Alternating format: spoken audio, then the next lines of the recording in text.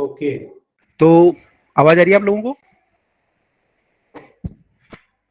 Yes sir. Okay okay okay, चलिए तो आज की क्लास स्टार्ट करते हैं हम लोग।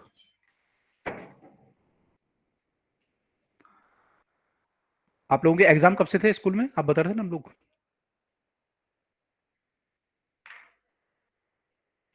क्या सर? एग्जाम कब से शुरू है आप लोगों के स्कूल में, मेन एग्जाम? सर 3 तारीख से। 3 से कब तक है? सर 18 तक। मेरा 21 तक है। 21 तक है। फिजिक्स कब पढ़ रहा है आप लोगों का डेट? 10 तारीख को। 10 तारीख को है कि 3 से 18 और 10 को फिजिक्स है। ओके ठीक है, सब लोगों की तैयारी हो गई, कर लिया सबने तैयार वहां तक फिजिक्स में? Yes sir. ओके, क्योंकि हम लोग तो आगे चल रहे हैं अब वैसे तो यस सर। बोर्ड का लेकिन तैयार रखना अपना, जो भी है बोर्ड में, जो क्योंकि बोर्ड के कुछ ऐसे क्वेश्चन होते हैं जो टिपिकल बोर्ड टाइप के होते हैं, तो देख लेना एक बार, क्योंकि बोर्ड का हिसाब किताब थोड़ा अलग होता है कंपटीशन से। ठीक है? यस। हाँ जी, कुणाल कुछ बोल रहे हो? मैं कह रहा सर यस सर, देख लेंगे। हाँ देख लेना, तो जो बोर्ड होता है बोर्ड के हिसाब से लिखना पड़ता है। लिखना तो क्या पे ऑब्जेक्टिव क्वेश्चन सर आएंगे, प्री बोर्ड दिया था, वैसे उसमें इतना ज्यादा भी डिफिकल्ट नहीं था। डिफिकल्ट तो नहीं होता, लेकिन उनका जो थिंकिंग प्रोसेस होता है एक लेवल में, जिस लेवल पे सोचते हैं उस लेवल पे आपको सोचना पड़ेगा ना बोर्ड में। अगर आप बियॉन्ड उससे सोच लोगे तो क्वेश्चन में कुछ कुछ और लिख के आ जाओगे। यस सर, मेरा गलत हो गया था इससे। Yes sir. हाँ तो ऐसा होता है, स्पेशली जो लोग आईआईटी जेई वाले हैं, तो उनमें से प्रॉब्लम आती है कि वो लोग बियॉन्ड सोच लेते हैं और बोर्ड में उतना सोचते नहीं, बोर्ड में सिंपल सोचते हैं, तो उसी लेवल सर पे। मैथ का एक क्वेश्चन था लिमिट का। अच्छा उसमें नॉन डिटर्मिनेट फॉर्म बन रही थी, मैंने उसको करके सॉल्व कर दिया। सर कह रहे हैं सिलेबस में नहीं है, इसको क्यों सोच रहे हो? अच्छा, हाँ तो ऐसा क्योंकि हो उसके जाता 2 ऑप्शन सही हो रहे थे। है। ओके, तो हाँ ये सब लोगों ने देख लेना, प्रैक्टिस कर लेना, बोर्ड की बुक से थोड़ा प्रैक्टिस कर लेना, क्योंकि कंपटीशन की बुक्स में जो होता है एक तरीके से सोचा जाता है, तो बोर्ड की बुक से प्रैक्टिस कर लेना क्वेश्चंस वगैरह, ऑब्जेक्टिव ज़्यादा थोड़ा। ठीक है चलो, तो आज की क्लास स्टार्ट कर लेते हैं हम लोग। लास्ट टाइम पे हम लोगों ने सर ये 3 से 18 के बीच में क्लास रहेंगी मतलब? अभी मैंने डिसाइड नहीं किया कुछ फाइनली, आप लोग बताओ क्या करना है। सर 3 से 18 में सारे मेन पेपर खत्म है, तो उतने में तो ओके क्योंकि सर फिजिक्स केमिस्ट्री के अलावा बाकी 3 सब्जेक्ट। चलो ये तो ऐसा कुछ प्लान कर सकते हैं कि जो पेपर है उनसे पिछले दिन क्लास ना हो, ऐसा कुछ प्लान करके समथिंग देखते हैं, चलो बात करते हैं। सर एटलीस्ट शुरुआत के 3 पेपर में तो ना ही हो। अच्छा, शुरुआत के 3 क्या क्या है आपके? सर मतलब फिजिक्स तक तो मतलब क्लास नहीं होगी तो ठीक रहेगा। सर ओके, शुरुआत में इंग्लिश मैथ्स और फिजिक्स। इंग्लिश मैथ्स और फिजिक्स, तो पढ़ना तो आपको इंग्लिश पढ़नी पड़ती है आप लोगों को, मैथ्स और फिजिक्स ही होगा सर मेनली तो। चैप्टर्स तो देखने ही पड़ेंगे, और मैथ्स में तो सर फिर करना ही पड़ेगा। इंग्लिश में बड़ा गड़बड़ होगा ना मामला, मतलब जो है इंग्लिश पढ़ते नहीं है पहले बच्चे, फिर बाद में कहानी पता नहीं होती कहानी क्या है एक्चुअली, फिर समरी पढ़नी, बच्चे के साथ यस। समरी पढ़ लो लास्ट में, है ना? तो हमारे टाइम में एक बार एक आया था। हालत खराब कर दी इस चीज ने। कौन? सर इंग्लिश में तो एमसीक्यू भी आ गए, तो इस वजह से और हालत खराब होती है, चैप्टर के भी लाइंस पूछते हैं क्वेश्चन। हाँ वो तो और प्रॉब्लम है, पूरा चैप्टर ही पढ़ना पड़ेगा, नहीं तो अगर। सर इंग्लिश का पेपर थोड़ा सा इस बार थोड़ा सा घुमाया हुआ था। अच्छा, क्या घुमा देता उसने? प्री बोर्ड का। क्या चीज़, ग्रामर वाला पोर्शन या थ्योरी वाला जो है, बुक्स जो आपकी लिटरेचर होता है? सर वैसे दोनों। दोनों घुमा के थे? ये सर पर ज्यादा क्वेश्चन नहीं थे मतलब। अच्छा, इंग्लिश में वो होता है ना एक्चुअली, हम लोग पहले पढ़ते नहीं फिर बाद में वो होता है। इनफैक्ट इंग्लिश इतना ज़्यादा है कि मेरे को तो अभी भी सपने में इंग्लिश आती है कई बार, कि मैंने इंग्लिश का कोर्स नहीं करा हुआ। अब मैं कब, मैंने 10th क्लास का एग्जाम दिया होगा 1999 में और 12th का दिया होगा 2001 में ज़्यादा से ज़्यादा। लेकिन जो सब्जेक्ट होते हैं ना हम लोग मिस कर देते हैं, हिंदी हो गया, इंग्लिश हो गया, तो फिजिक्स केमिस्ट्री के चक्कर में पढ़ते नहीं थे, फिर लास्ट में टेंशन आती थी यार पढ़ा ही नहीं है तो आज भी सपने में कई बार ऐसा आता है कि इंग्लिश का पेपर है कल मेरा और 15 में से 3 ही चैप्टर हुए हैं अभी। सर ये एक्स्ट्रा सब्जेक्ट पढ़ने का मन ही नहीं करता कभी। Yes sir. वही तो है। इंग्लिश फिजिकल एजुकेशन ये सब। और सर ये तो है। यूट्यूब से आसान हो जाता है, देख के हो जाता है। अच्छा, तो यूट्यूब में इंग्लिश वगैरह के वहीं से देखते हैं आप लोग? यस सर, एक बार हिंदी में देख लेते हैं ना तो फिर हो जाता है सब। हम्म, ठीक है, लेकिन पढ़ भी लेना क्योंकि अब वैसे क्वेश्चन आए ना बिल्कुल आपके पॉइंट टू पॉइंट, तो फिर उसमें से होता है कुछ भी चीज़ पूछ सकते हैं कहीं भी। Yes sir. एक बार एक क्वेश्चन आया था बच्चे ने सब्जेक्टिव क्वेश्चन में, आगे मैंने स्टोरी में लिखा था, मैंने वो सब बताया भी था पहले केस। तो स्टोरी में ऐसा कुछ होता है कि मैंने वो सांप होता है उसको काट लेता है और मर जाता है, ऐसा कुछ होता है, नौकर होता है, मैंने सांप को दूध पिलाता था रोज और लास्ट में उसे काट लेता है मर जाता है, बस इतनी स्टोरी खत्म है वहाँ पे। तो उसमें फिर एक बार आया तो बच्चे ने पूरा लिख दिया कि मर गया, फिर वो सॉरी उसको सांप ने काट लिया, फिर उसे हॉस्पिटल ले गया एम्बुलेंस में, फिर वो हो गया। तो टीचर ने बोला कहाँ लिखा हुआ है कि एम्बुलेंस में, हॉस्पिटल ले गया उसे। तो पूरा ढंग से नहीं पढ़ते बच्चे थ्योरी में, कुछ भी लिख के आए थे। तो ये देख रहे हैं ना, सारा पढ़ लेना ढंग से स्टोरी को। तो स्टोरी या लिटरेचर भी थोड़ा पढ़नी पड़ती है, मेरा दिमाग फ्रेश रहता है ना उससे भी। लिटरेचर यस दिमाग, सर। जो लोग नॉवल पढ़ते हैं बड़े क्लास, आप देखोगे आईआईटी वगैरह में जाओगे तो कई सारे नॉवल पढ़ते रहते हैं लोग, फिक्शन नॉन फिक्शन। तो क्या होता है, दिमाग फ्रेश करने का वही तो होता है एक माध्यम, कि थोड़ा नई चीज पढ़ोगे तो दिमाग फ्रेश होगा। कोई लोग प्रेमचंद पढ़ते हैं, कोई कुछ पढ़ता है, तो वो भी जरूरी है। तो उसको ऐसे ही पढ़ा करो बस कि एक थोड़ा आपको सोशल नॉलेज पता चलेगी क्या क्या चल रहा है। सब फर्स्ट वाले पर ये है चैप्टर बस। बहुत बोरिंग है सारे। पुराने हैं, सब बोरिंग से है सारे। बोरिंग है, किस क्या क्या स्टोरी, क्या क्या आप लोगों के पास है चैप्टर में, इतनी किस किस बोरिंग स्टोरी चैप्टर? भी आती है। अच्छा, मतलब क्या है, एक दो चैप्टर का नाम तो याद होंगे तो, क्या क्या है, किस इसका नाम तो याद है सर सबको। द लास्ट लेसन सबका है। भी स्टोरी नहीं होती स्टोरीज वगैरह है? सर, स्टोरीज नहीं बस लिटरेचर होती है, जैसे वो है सर एक बुक एक्स जैसा। अच्छा सर एक चैप्टर है डॉक्टर वाला, कोई मतलब बहुत लंबी पॉटर। और बोरिंग है बहुत। यस अच्छा सर, उसमें, और वो तो इतना घुमा रखा है, द पता नहीं क्या एनिमी। ही कर रखा है बहुत उसमें। बड़ा चैप्टर है।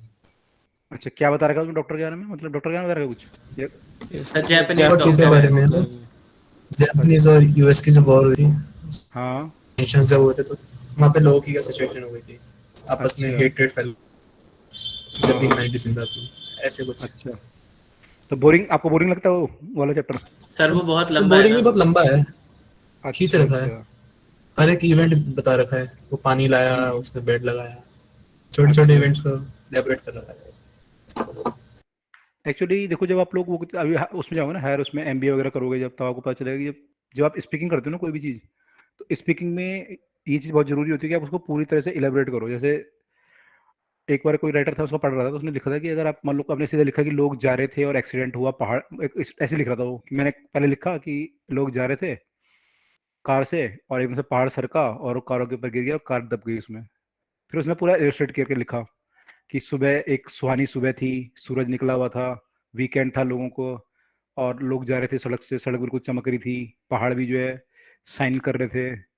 और फिर उसने पूरा लिखा, फिर उसने लिखा कि लास्ट में ऐसा हुआ कि कार जा रही थी, उसमें दो बच्चे खेल रहे थे, ऊपर से वो गिरा। तो कह रहा इन दोनों को कंपेयर करो। कह रहा पहले वाला जो मैंने लिखा उसमें कोई इंटरेस्ट नहीं लेगा आपकी बात में, लेकिन जब दूसरे में आपने पूरी एक सिचुएशन उसके सामने बना दी, क्रिएट कर दी, तो इंटरेस्ट लेंगे लोग सुनने में या पढ़ने में। तो इसलिए चीज़ों को पूरा एलोबरेट किया था चीज़ों को। पर सर वो सब पेपर में भी पूछ लेते हैं। और पूछेंगे भी। तो पूछेंगे तो है ही ना, जब लिखा हुआ है तो उसमें तो कुछ भी पूछ सकते हैं ना। तो यस सर, मतलब ये सब याद करने का कोई मतलब नहीं बनता ना। इंग्लिश में ठीक। तो इंग्लिश टेस्ट हो रही है हमारी, अब स्टोरी कितनी याद करते हैं ये तो मतलब। ऐसा नहीं है, मान लो आप किसी से मिले और उसने कुछ एक्सप्लेन किया, मान लो आप कहीं गए और उसने कुछ कुछ भी एक्सप्लेन किया सपोज, तो आपको तो याद होनी चाहिए ना सारी चीज। मान लो आप आईआईटी में गए या कहीं आपने मेडिकल कॉलेज में गए, उसने ओरिएंटेशन करा आपका, ओरिएंटेशन में बोला कि आपको यहाँ पे जाना है, लैब है आपकी यहाँ पे, ये है वहाँ पे, वो है यहाँ पे ये है, आपको ये फीस चाहिए तो उस काउंटर में जाना पड़ेगा। तो आपको याद रखना जरूरी है ना उसको, उसने क्या क्या बोला था। अब मान लो आप बोलोगे नहीं मैंने तो उसकी लैंग्वेज समझ ली थी, लेकिन मेरे को याद नहीं है उसने क्या क्या बोला था, तो पूरा पर सर नीट की प्रिपरेशन कर रहे हैं तो इतना तो याद रहेगा ही। तो फिर इंग्लिश भी याद रहनी चाहिए फिर तो। इंग्लिश आप नीट वालों को तो वैसे नहीं बोलना चाहिए, नीट वाले तो मैंने बोल ही नहीं सकते, कुछ बोलने के लायक ही नहीं है, क्योंकि उनको तो बायो में कुछ भी पूछ लेता है, फिगर के नीचे पूछ लेता है, फिगर के नीचे कि ये कब हुआ था, कहाँ हुआ था, ये वाला यस सम्मेलन सर, कहाँ हुआ कुछ था। भी पूछ सकते हैं। हाँ, तो आप लोगों को तो कोई बोलने के वो ही नहीं है, इंजीनियरिंग वाले बोल सकते हैं फिर भी एक बार। इंजीनियरिंग वाले वैसे नहीं बोल सकते, इंजीनियरिंग वाले को नोबल पढ़ते रहते हो तो वैसे भी आईआईटी में जाके, चेतन भगत के, तो उनको वैसे नहीं बोलना चाहिए, तो दोनों को नहीं बोलना चाहिए वैसे, मेडिकल इंजीनियरिंग। सर ने कुल मिला के दोनों को झुका दिया। तो बात सही है, गलत बात थोड़ी है, ऐसे ही होता है। मैंने तो आपको जो सर भी चीज, पहले से ही इतना सारा है और एक्स्ट्रा क्यों ऐड करना? यार ये भी एक लाइफ का पार्ट होता है, आप एक बिल्कुल वो हो जाते हो ना, बोरिंग हो जाता है आदमी, जब आप एक बिल्कुल मतलब फिजिक्स ही पढ़ रहे हो या केमिस्ट्री पढ़ रहे हो, मैथ्स ही पढ़ रहे हो, तो आदमी के लाइफ में कुछ बचता नहीं फिर, तो वो आदमी बिल्कुल बोरिंग ही होता है, तो दुनिया के लिए एक तरह का बोझ है, जब तक उसे कुछ मैंने और एक्स्ट्रा वो ना हो। तो आदमी क्या होता है यूजुअली, या तो कोई हॉबी डेवलप कर लेता है अपनी, या लिटरेचर पढ़ते हैं या ऐसे करते हैं, तो कुछ ना कुछ तो अलग होना चाहिए ना, नहीं तो आदमी तो फिर मशीन बन जाएगा, वो किसी के बारे में सोचेगा ही नहीं कुछ।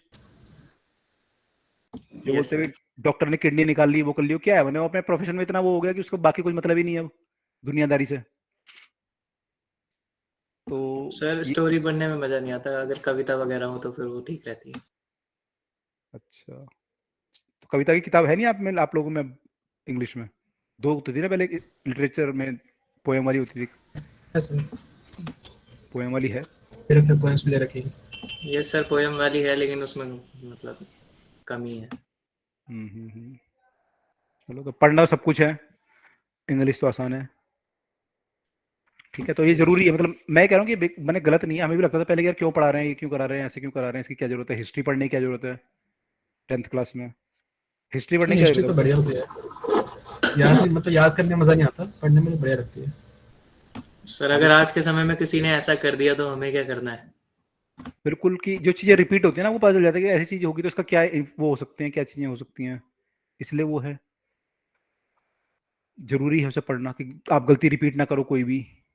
तो किसी देश, क्योंकि चीजें क्या होती है ना, देखो आप कोई भी चीज कर रहे हो मान लो, तो आपको बहुत टाइम लगेगा उसको समझने में कि वो सही होंगी या गलत होंगी, लेकिन आपको कोई प्रीवियस रिकॉर्ड है तो आप समझ सकते हो। जैसे मान लो आप आईआईटी की तैयारी कर रहे हो या नीट की तैयारी कर रहे हो, अब आप क्या गलतियां कर रहे हो क्या नहीं कर रहे, अगर आप खुद अपने पे एक्सपेरिमेंट करोगे, तो एक तो आपका खराब हो जाएगा पूरा आईआईटी जेई का हिसाब किताब, दूसरा आपको पता चलने में 2 साल लग जाएंगे कि मैं क्या सही कर रहा था क्या गलत कर रहा था। लेकिन मान लो वही बात कोई आपको जेई का टॉपर या नीट का टॉपर बोल दे शुरू में ही कि ऐसे करना होता है ये नहीं करना होता, तो आपके लिए ईजी हो गई चीजें, आपको नुकसान कम होगा उसमें। तो वही चीज हिस्ट्री में है, कि हिस्ट्री में बोल रहे हैं कि भाई ऐसी चीज करोगे तो ये हो सकता है देश के रिस्पेक्ट में, कि अगर देश में आप ऐसे करोगे तो ऐसा हो सकता है, तो वहां से हेल्प मिलती है। तो सब जरूरी है, मतलब लिटरेचर भी जरूरी है, ये भी जरूरी है, तो ऐसा कुछ नहीं है, गैर जरूरी कुछ नहीं है, ठीक है। तो सब लोग पढ़ लेना, और बात वो ये, नफरत नहीं होनी चाहिए, बस आपको लगता है बोझ है तो आप इसलिए आपको मजा नहीं आता, अगर वैसे लोग हो तो बहुत बढ़िया है, मैंने आप ये सोचोगे कि हाँ नहीं जरूरत है तो फिर पढ़ भी लोगे आप। वैसे भी सर 2 दिन में हो जाती है। अच्छा, और वो किसने ले रखा है, ये वाला होता है ना स्पोर्ट्स वाला, क्या होता है, फिजिकल एजुकेशन, वो भी 2 दिन में करते हैं यस लोग। सर। यस सर वो भी है। सर वो तो कंपलसरी है ना। कंपलसरी कंपलसरी है नहीं है physical sir, education? Compulsory sir नहीं है वो। हमारे स्कूल में तो कंपलसरी मेरा है। उसके पास नहीं, उसके पास एडिशनल है। अच्छा, हाँ तो बच्चे इसलिए, सर हमारे सर वो मेन नहीं होता, वो एडिशनली होता है, लेकिन वो टीचर के ऊपर है कौन सा सब्जेक्ट दिया उन्होंने। कई जगह कंपलसरी कर लेते हैं ना। सर हमारे स्कूल में आज ही प्रैक्टिकल दे के आया ना, अच्छा, कंपलसरी है। तो बच्चे इसलिए लेते हैं एक्चुअली, 2 दिन में उसमें वो आता है और नंबर सही आ जाते हैं, तो बच्चे पढ़ लेते हैं, ले लेते हैं यूजुअली, जहाँ ऑप्शनल होता है। सर आईटी वगैरह भी होता है उसके जगह ऑप्शन में। सर मेरे स्कूल में तो है ही नहीं फिजिकल एजुकेशन। अच्छा, डिपेंड करता है स्कूल टू स्कूल, तो बच्चे मेरे ले लेते हैं कई जगह पे ना। और हमारे स्कूल में एक बच्चा था, उसने क्या ले रखा था, उसके पास था वो, उसने लिखा था फिजिक्स, अकाउंटेंस में था वो, उसमें कॉमर्स में, और ऑप्शन में लिखा था फिजिक्स। तो मैंने कहा फिजिक्स में लिखा, कह रहा ऐसे ले रखा, नई चीज सीखूंगा। मैंने कहा सीखेगा, यहाँ तेरे आफत आ जाएगी, जो साइंस वालों को समझ में आ नहीं रही फिजिक्स, तेरे को आ जाएगी कॉमर्स वाले को फिजिक्स समझ में। तो लेकिन फिजिकल एजुकेशन तो बहुत ईजी है, 2 दिन में हो जाता है। सर उसमें वैसे पढ़ने की भी जरूरत नहीं है, ऑप्शन देख के आंसर आ जाता अच्छा, ऐसा है क्या? है। यस सर अभी दिया था ना। लेकिन उसमें ऐसे क्वेश्चन आते हैं कि इसमें कितने प्लेयर होते हैं, कितने फुट का मैदान होता है, यस कितनी। सर वो सब ऑप्शन देख के ही हो गया था।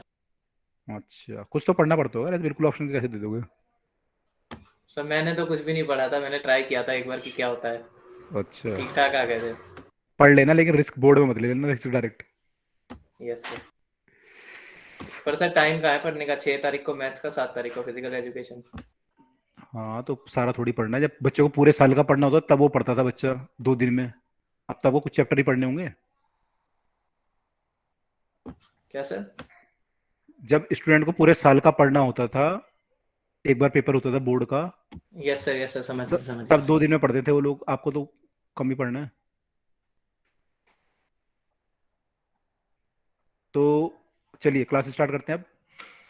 तो भाई लास्ट टाइम पे हम लोगों ने रिफ्लेक्शन के बारे में पढ़ा था, तो ये सब आपको पता ही है, मैं बता चुका था लास्ट टाइम पे। Angle of incidence, angle of reflection होता है आपका।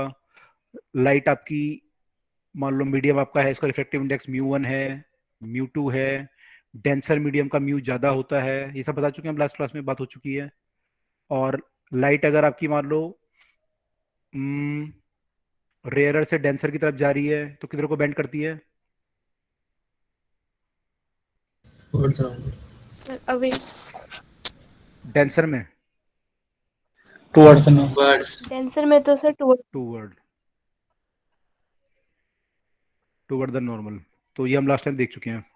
और डेंसर वो मीडियम होता है इसका रिफ्लेक्टिव इंडेक्स ज़्यादा होता है, तो डेंसर का reflective index will be more, और इसका रिफ्लेक्टिव इंडेक्स म्यू 2 है, इसका म्यू 1 है, तो ऑब्वियसली जो है म्यू 2 ज़्यादा होगा म्यू 1 से, तो उसको हम बोलेंगे कि ये डेंसर है। तो मैंने आपको लास्ट टाइम बताया था कि इसका डेंसिटी से कोई लेना देना नहीं है, इसका केवल रिफ्लेक्टिव इंडेक्स से लेना देना है, तो उसको हम बोलते हैं ऑप्टिकली डेंसर है। बेटर टर्म होता है ऑप्टिकली डेंसर है। ठीक है, तो ये हम लास्ट टाइम देख चुके हैं। रिफ्लेक्टिव इंडेक्स जो होता है वो आपका, एक मिनट, हाँ ये क्या होगा इसको,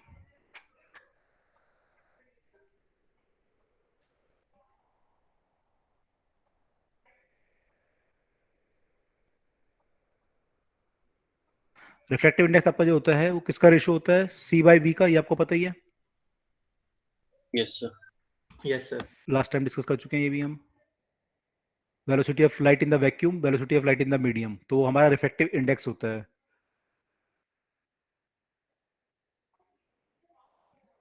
और ये हमेशा मोर देन 1 आता है, ये हम डिस्कस कर चुके हैं। वैक्यूम के लिए 1 हो जाएगा बस, अदरवाइज ये मोर देन 1 आएगा, तो always it is more than और इक्वल टू 1। रिफ्लेक्टिव इंडेक्स आपका जो होता है मोर देन इक्वल टू 1 होता है। ठीक है, ये हम डिस्कस कर चुके हैं। और अगर हम इसमें जो एंगल आए थे आपके, उनकी टर्म में अगर हम लिखें, आपके एंगल ऑफ इंसिडेंस और एंगल ऑफ रिफ्लेक्शन की टर्म में, तो sine I by sine r is mu. मैंने लास्ट टाइम बताया था स्नेल्स लॉ जो होता है, स्नेल्स लॉ ये बोलता है कि अगर आपका, इसको मिटा देते हैं, एक मीडियम से दूसरे मीडियम में रे जा रही है, तो we can write that μ1 into sine I1 equal to μ2 into sine I2। Last time discuss हुआ था, ये हुआ था नहीं हुआ था? Yes. हो गया ना ये, μ1 sine I1 equal to μ2 sine I2। ठीक है, तो ये स्नेल्स लॉ है।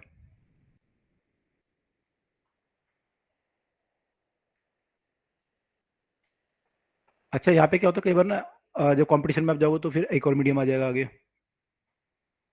और मान लो फिर टकरा गया ये, तो एक चीज देखो यहाँ पे, अब क्या होगा कि टकराने के बाद फिर बेंड करेगा मान लो। अब अगर ये एंगल I2 है तो ये भी I2 होगा ऑब्वियसली, अल्टरनेट एंगल से। और ये मान लो फिर आपका I3 आ गया, तो अब क्या लिखोगे आप आगे? μ1 sine I1 equal to μ2 sine I2 equal to हो जाएगा μ3, मान लो ये थर्ड मीडियम आ गया, तो ये μ3 साइन I3 के बराबर हो जाएगा। तो ये जो होता है, ये स्नेल्स लॉ ये बोलता है कि म्यू इंटू साइन आई का जो प्रोडक्ट है, this is constant, this is Snell's law,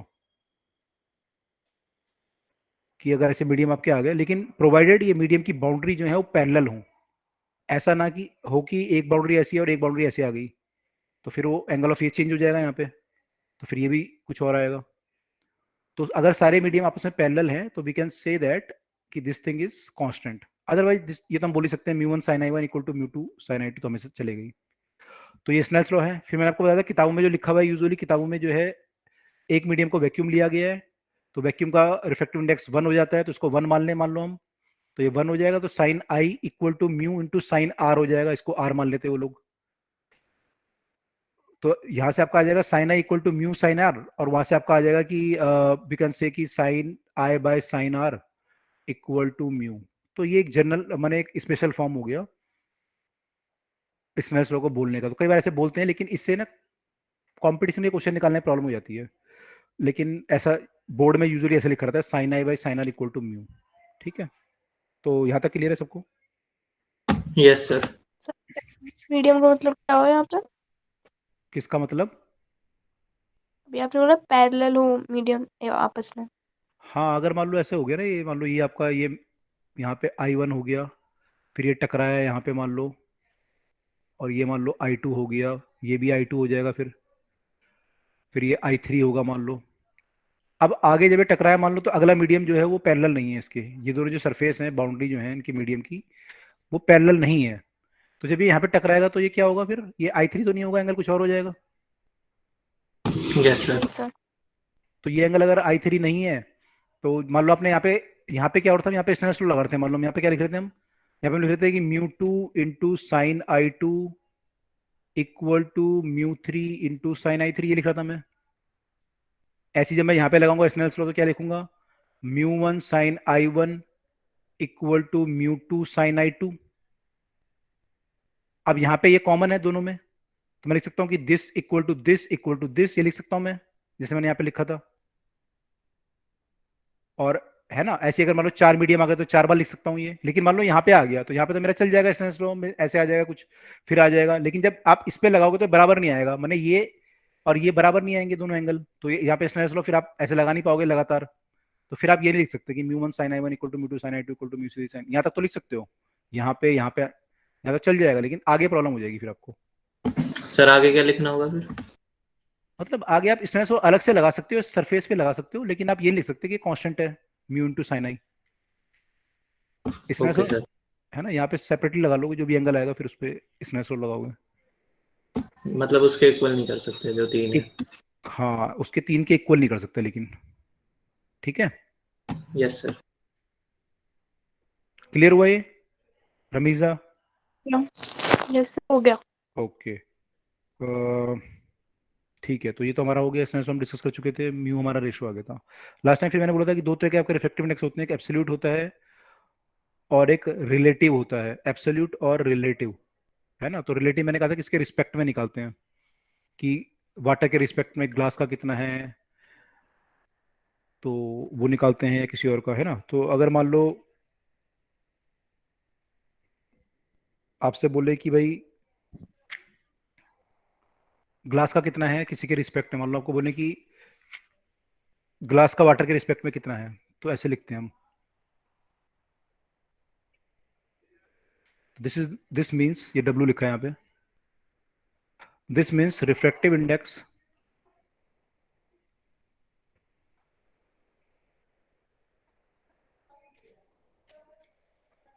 this means refractive index of glass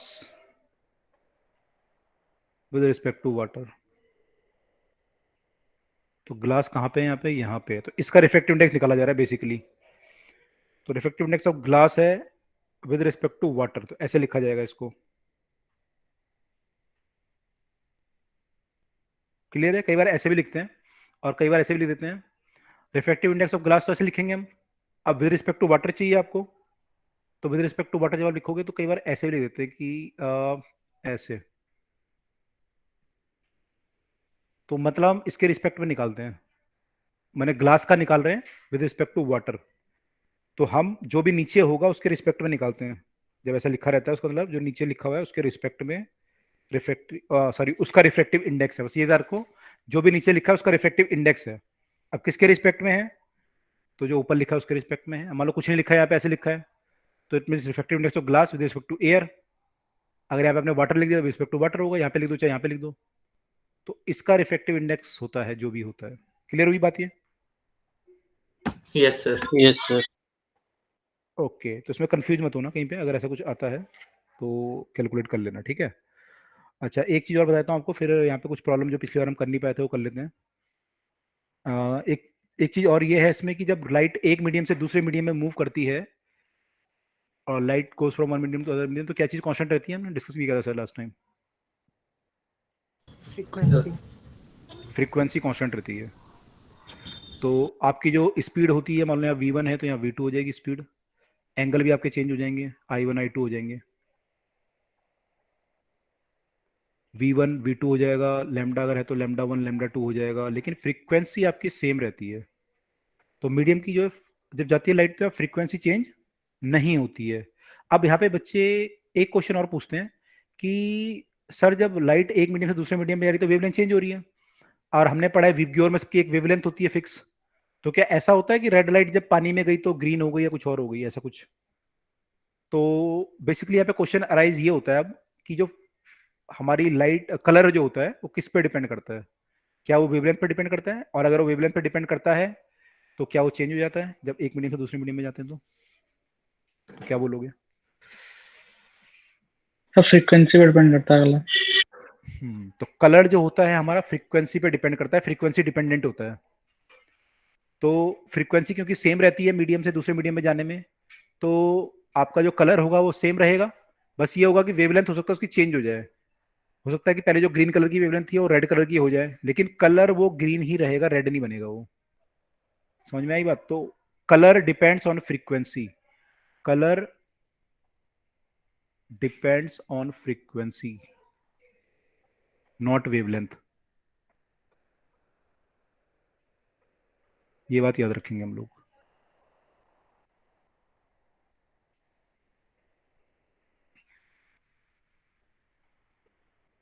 okay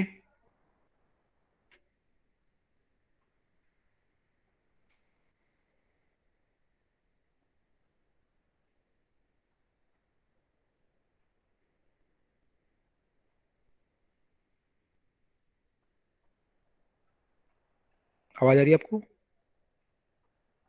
yes sir. Yes sir. Yes ठीक है, यहाँ डन है, डन है सब ये?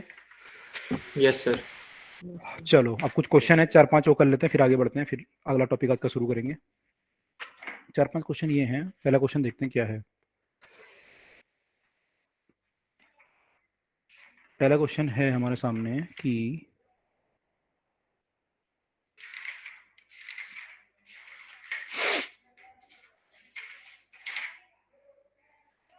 कहाँ गया भाई पहला क्वेश्चन? हाँ ये रहा, इजी है, मूव कर रहा हूँ पहले क्वेश्चन पे। क्वेश्चन है कि light wave has frequency, light wave has frequency equal to 4 into 10 to power 14 hertz and lambda यानी wavelength equal to 5 into 10 to power -7 metre. तो इजी क्वेश्चन है, आपको बताना है the refractive index of the medium.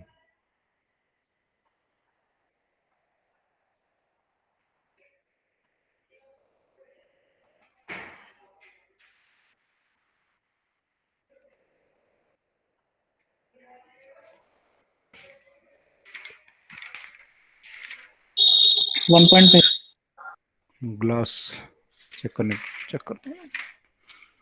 Objective है ये, इसका question का आंसर है 6 का आंसर है ए बोले तो 1.5 करेक्ट। हाँ सर। डन, तो सबने कर लिया होगा तो फटाफट कर लो। 1. तो उसमें स्पीड निकाल ली होगी, स्पीड निकाल लोगे तो फिर सी से डिवाइड करोगे तो रिफ्रैक्टिव इंडेक्स आ जाएगा।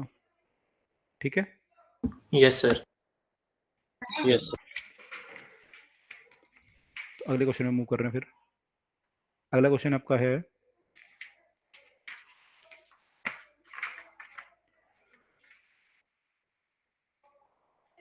Light travels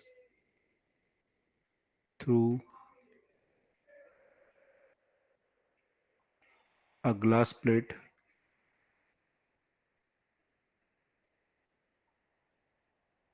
of thickness T and having refractive index equal to n if C is the velocity of light in vacuum, ये तुम्हें पता ही है, velocity of light in vacuum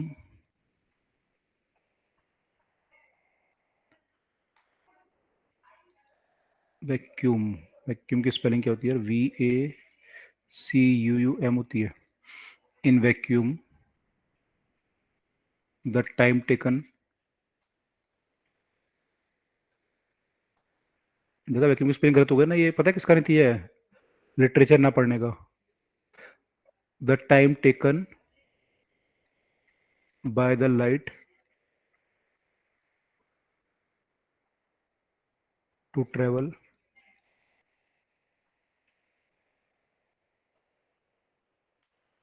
this thickness of glasses.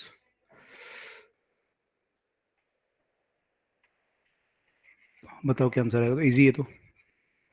NT by C. TC by N. वैसे ही sir. NT by C, T by NC, TNC, TC by N, तो क्या answer होगा? Sir, NT by C. NT by C, okay. बाकी लोग same बोलते हैं। NT by C.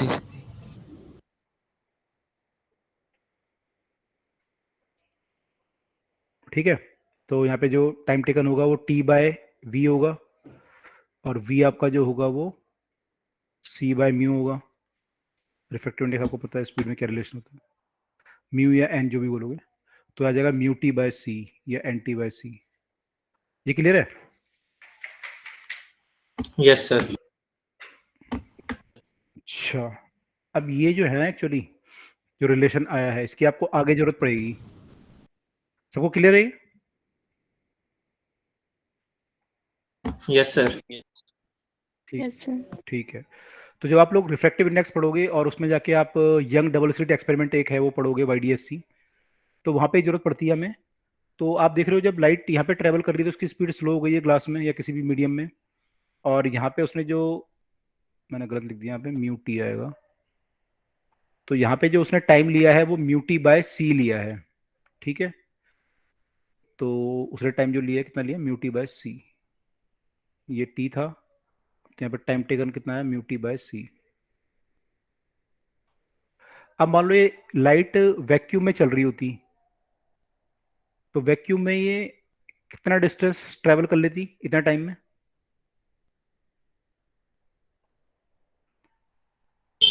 म्यूटी।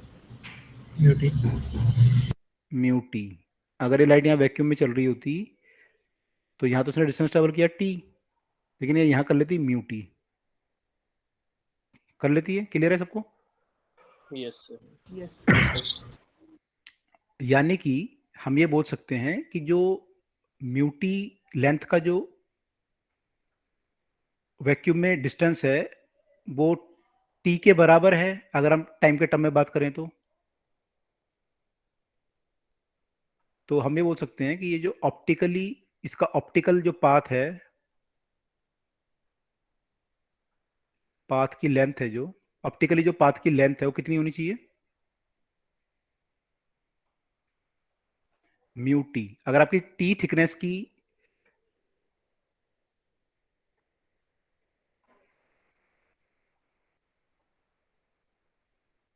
कोई slab है तो उसमें जो ऑप्टिकली पाथ लेंथ आएगी वो म्यू टी आएगी। ठीक है, तो हमें बोलेंगे कि म्यू टी लाइट ने जो है पाथ एक ट्रेवल किया वैक्यूम के कंपैरिजन में, ऐसा बोल सकते हैं कुछ हम।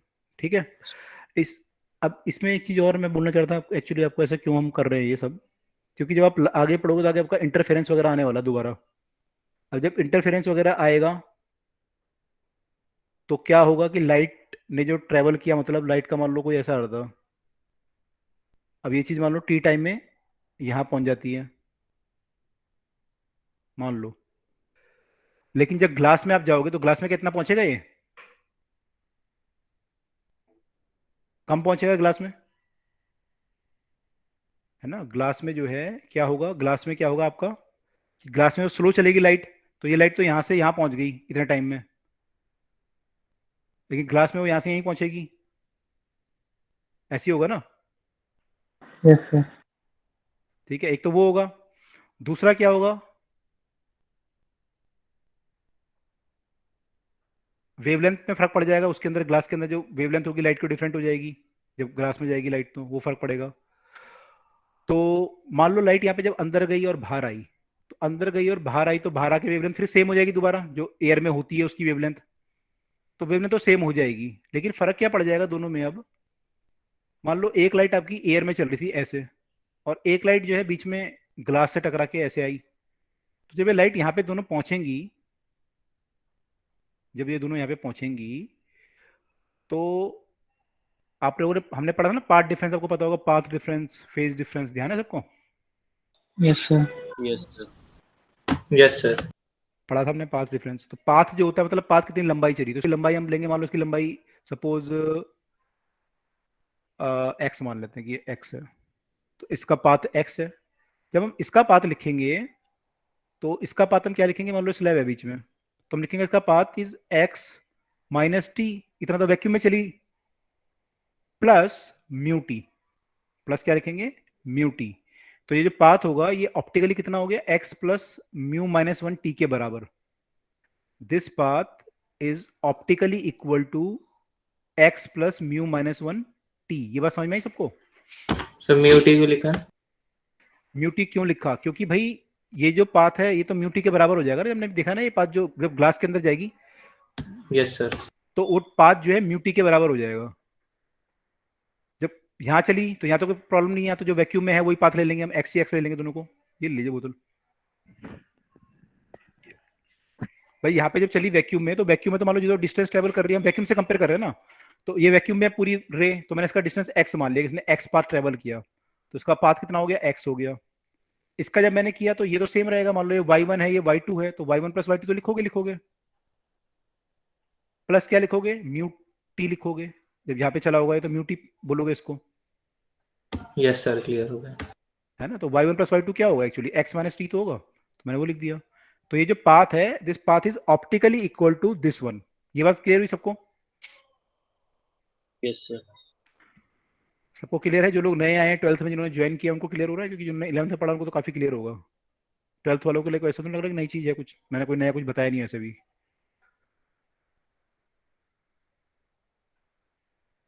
ठीक है, तो ये पाथ है दोनों का, तो ये पाथ है एक, और एक पाथ ये है। अब मैं अगर पाथ डिफरेंस पूछूं आपसे, जब यहाँ पहुंच गए तो कितना पाथ डिफरेंस होगा, तो डेल्टा एक्स से आप निकालोगे तो कितना आएगा ये, इन दोनों के बीच में path difference? Mu minus one into T. Mu minus one into T path difference आ जाएगा। तो जब आप पाथ डिफरेंस निकालोगे, अब दोनों रे जो है आप बोलोगे पाथ तो सेम है, तो पाथ डिफरेंस कहाँ से आ गया? तो पाथ डिफरेंस इसलिए आ गया क्योंकि बीच में उसने क्या किया, ग्लास के अंदर चली गई थी वो, तो उसमें पाथ डिफरेंस आ गया एक। ठीक है, पाथ डिफरेंस आ गया। ये बात क्लियर हुई सबको?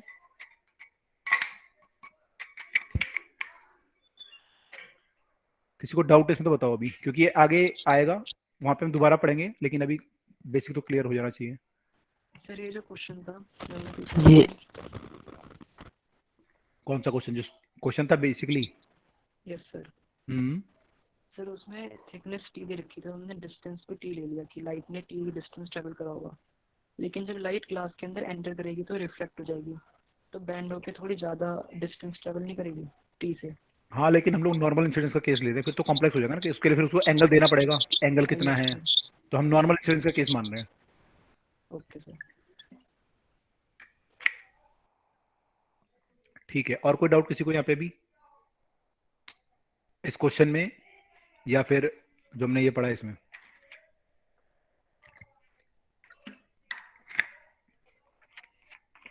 ठीक है, तो जब आपका वो आएगा वहाँ पे YDSC, तो ये थोड़ा ध्यान रखना कि ऐसा कैसे हुआ है। चलो मैं आगे मूव कर रहा हूँ, अगले क्वेश्चन में मूव कर रहा हूँ मैं। अगला क्वेश्चन क्या है हमारा?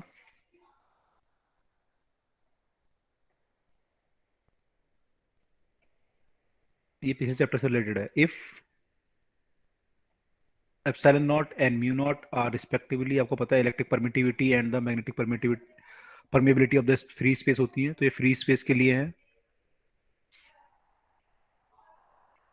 और ये जो है एक मीडियम के लिए है। तो आपको बताना है refractive index of medium A in terms of this quantities, given quantities.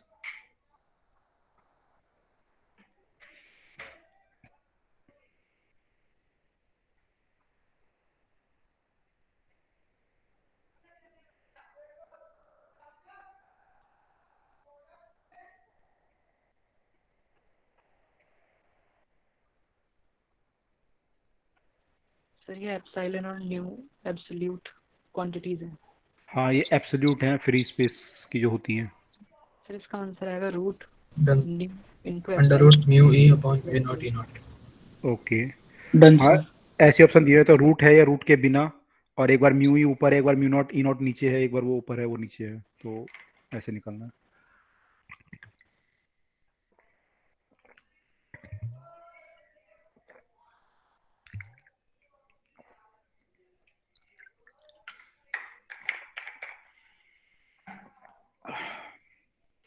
तो सबने निकाल दिया होगा मेरे को लगता है। आपने लास्ट चैप्टर में फॉर्मूला पढ़ा था अभी कि आपका जो वी ऐसे रिफ्लेक्टिव इंडेक्स आपका जो होता है वो तो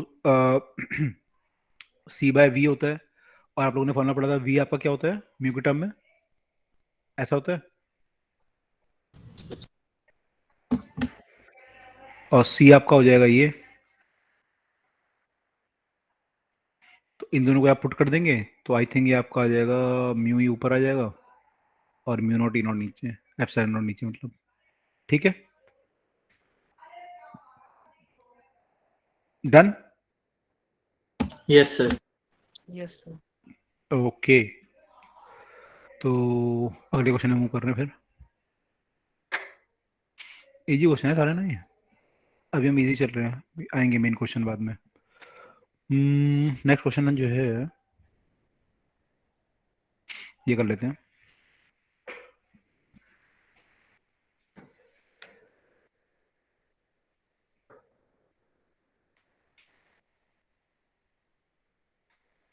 देखो मैं वेव फ्रंट की बात कर रहा है, ये वेव फ्रंट, वेव फ्रंट आप आगे पढ़ोगे अभी वेव ऑप्टिक्स में। तो वेव फ्रंट जो होता है एक्चुअली क्या होता है, वेव फ्रंट एक्चुअली कुछ नहीं होता। अभी आप ये समझ लो कि जैसे आपकी ये रे जा रही है, तो इस पे अगर आप परपेंडिकुलर सरफेस ऐसे ड्रॉ करो तो इसको वेव फ्रंट बोलते हैं। तो मान लो ये रे ऐसे जा रही होती तो वेव फ्रंट ऐसे होता है, मतलब परपेंडिकुलर होता है रे से बस, है ना। तो इस क्वेश्चन ने बोला है कि in the adjoining diagram wave front A B is moving in the air incident on a plane glass. बना दो डायग्राम, ये ए बी है, A B incident on a plane glass surface X Y, X Y. its position is CD after refraction। यहाँ पर diagram बना रखा है ये ऐसे।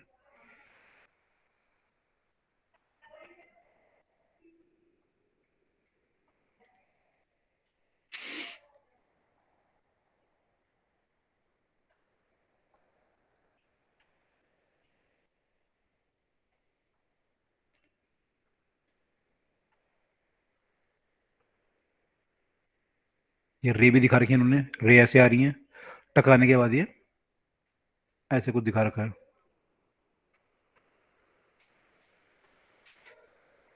ये पॉइंट ये ए बी है, ठीक है। टकराने का दिया हुआ, फिर हमने वेव फ्रंट दोबारा बनाया। यहाँ पे वेव फ्रंट जो होता है परपेंडिकुलर होता है, तो ड्रॉ किया परपेंडिकुलर यहाँ पे, तो ऐसे ड्रॉ हुआ वेव फ्रंट। तो ये वेव फ्रंट जो है सी डी बन गया, सी डी।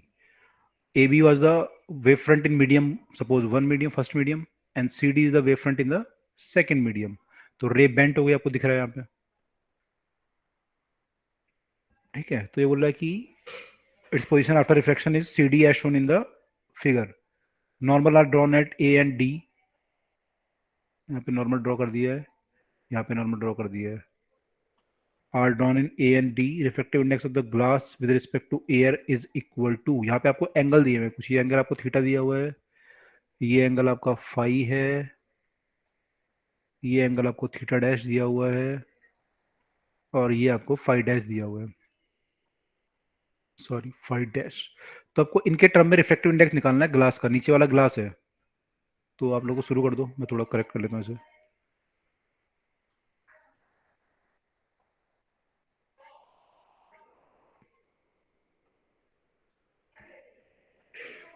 ये एयर है यहाँ पे और ये ग्लास है।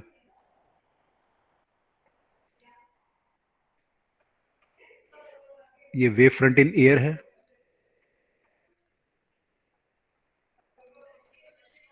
और ये वेव फ्रंट इन ग्लास है।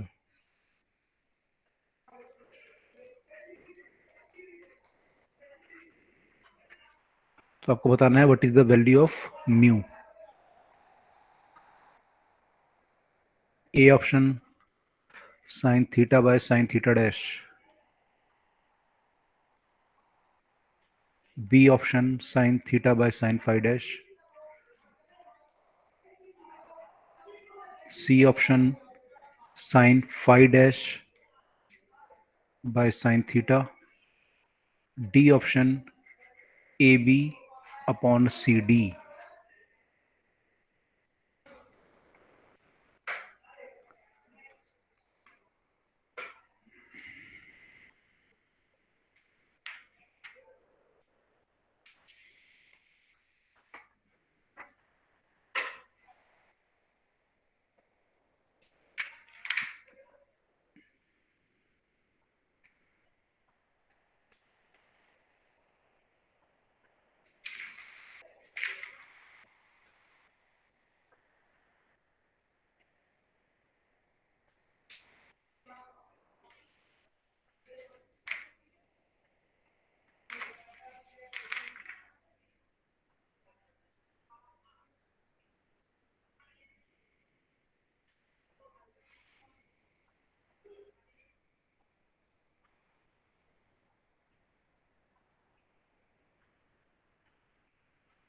और आपको एक चीज होगी, परपेंडिकुलर है यहाँ पे, तो ये एंगल 90 होगा। अभी आप लोग सेकंड ऑप्शन ऑब्जर्व नहीं कर पा रहे होगे। ऑप्शन डी आ रहा है आपका। Let me check the answer. D बोल रहे हो? सेकंड। Second, B Bombay. हाँ, बी करेक्ट है। सर पूरा हाइगन प्रिंसिपल जैसे दिख रहा है। अच्छा, वो लगा दिया आपने यहाँ पे? कैसे लगाया हाइगन नहीं प्रिंसिपल? सर, लगाया तो स्नेल्स लॉ ही है, मैं कह रहा हूँ उसमें भी ऐसी डायग्राम बनता है ना। वही है, हाइगन प्रिंसिपल वाला ही है ये। वेव फ्रंट की बात Yes. वहीं तो करते हैं। वेव फ्रंट की बात यहाँ रे ऑप्टिक्स थोड़ी करते हैं ऐसे। सर वेव फ्रंट परपेंडिकुलर हो जाएगा ना, तो दोनों का सब 90 आएगा। हाँ हाँ, तो वही में करते भी आप वहाँ पे तो खैर समझ लोगे, लेकिन यहाँ पे हो सकता है आप लोग ऑब्जर्व ना कर पा रहे हो कि परपेंडिकुलर होता है। तो आपके यानी फाई और फाई डैश जो है कॉम्प्लीमेंट्री एंगल हैं, थीटा और थीटा डैश भी कॉम्प्लीमेंट्री हैं।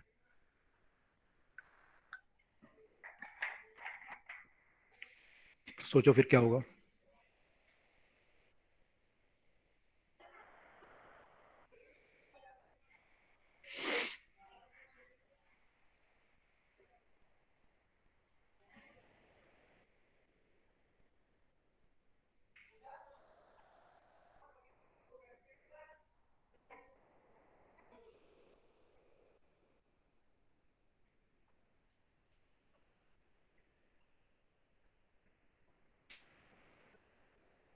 इजी, मैंने इजी तो किया, थोड़ा सा सोचोगे तो इजी है। फिर करो सब लोग। और किसी ने किया भी?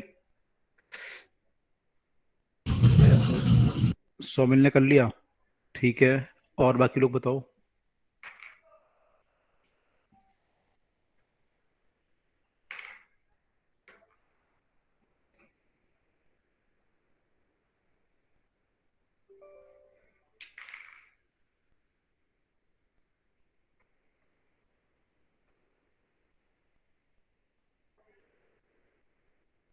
यस सर, हो गया।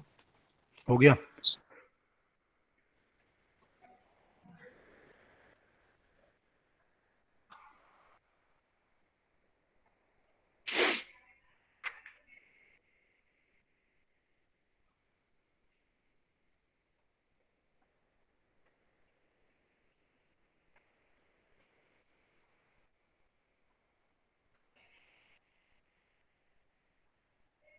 और किसी का डन हुआ? कृष्णा, रमीजा, अनस,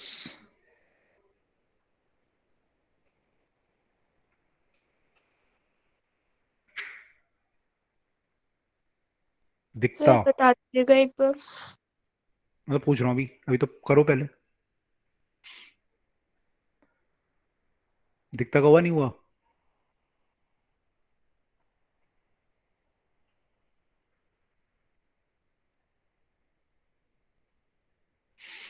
भाई आपको बेसिकली क्या करना है यहाँ पे, sine I by sine r करना है ना, म्यू निकालने के लिए। तो एंगल ऑफ इंसिडेंस क्या होगा आपका? नॉर्मल के साथ जो एंगल ऑफ इंसिडेंस बनेगा ये बनेगा, ये साइन आई हो गया। और आपका आर क्या होगा? आर आपका ये होगा। तो इनकी टर्म में जो है फाई की टर्म में और थीटा की टर्म में निकालो, देखो कितना आएगा, आई कितना आएगा आपका, तो आई आपका थीटा आ रहा होगा, देखो निकाल के, यस सर। है ना, क्योंकि ये देखो दिस प्लस दिस इज 90, तो this is 90 minus theta actually this angle, और ये भी क्योंकि परपेंडिकुलर है, ये रे है और ये वेव फ्रंट है, ये परपेंडिकुलर होंगे आपस में, तो this plus this is also 90, तो यानी कि ये एंगल आई कितना आ जाएगा आपका, थीटा आ जाएगा फाइनली। समझ में आ रही है बात ये, क्योंकि ये प्लस ये भी 90 और ये प्लस ये भी 90 है, तो बीच वाला एंगल हटा दो तो ये एंगल आई है, तो ये थीटा दोनों बराबर होंगे आपस में। क्लियर है बात ये? Yes sir. यस।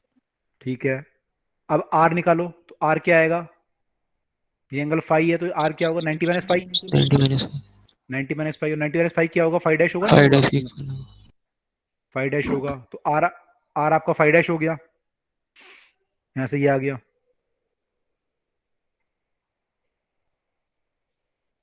ठीक है।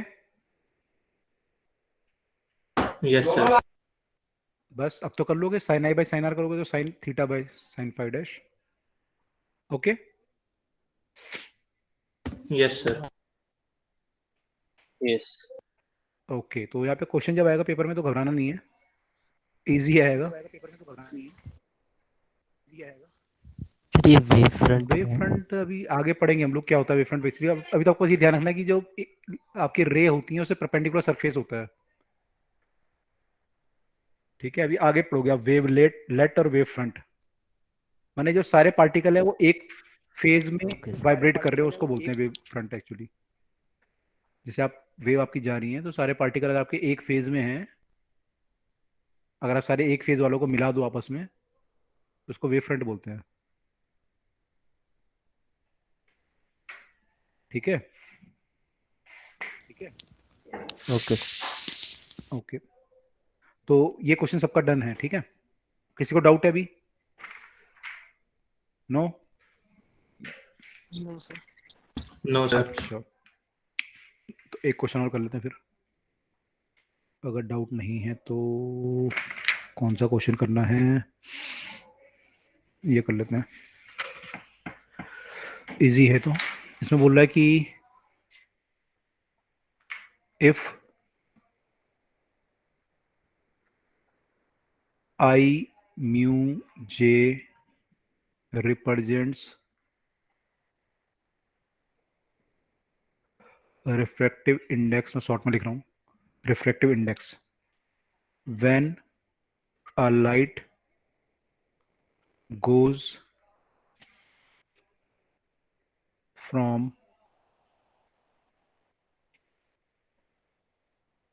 क्या रहना चाहिए, मीडियम, क्या रहना चाहिए, आई टू जे लिखना चाहिए, जे टू आई लिखना चाहिए, जी आई टू जी। आई टू जे, क्योंकि रिफ्रैक्टिव इंडेक्स किसका होगा, इसका होगा, यस। है ना, विद रिस्पेक्ट टू आई के, तो ये मीडियम जे में जारी होगी फ्रॉम आई, तो it is going from medium I to medium J,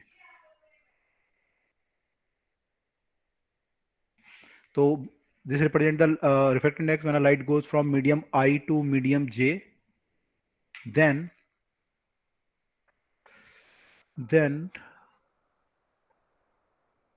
2 mu 1 into 3 mu 2 into 4 mu 3 is option 3 1 2 3 1 by mu 4 1 2 4।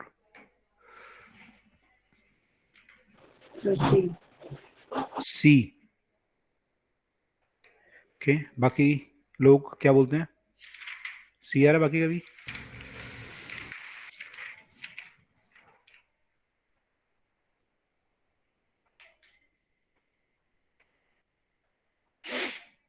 Yes sir. C,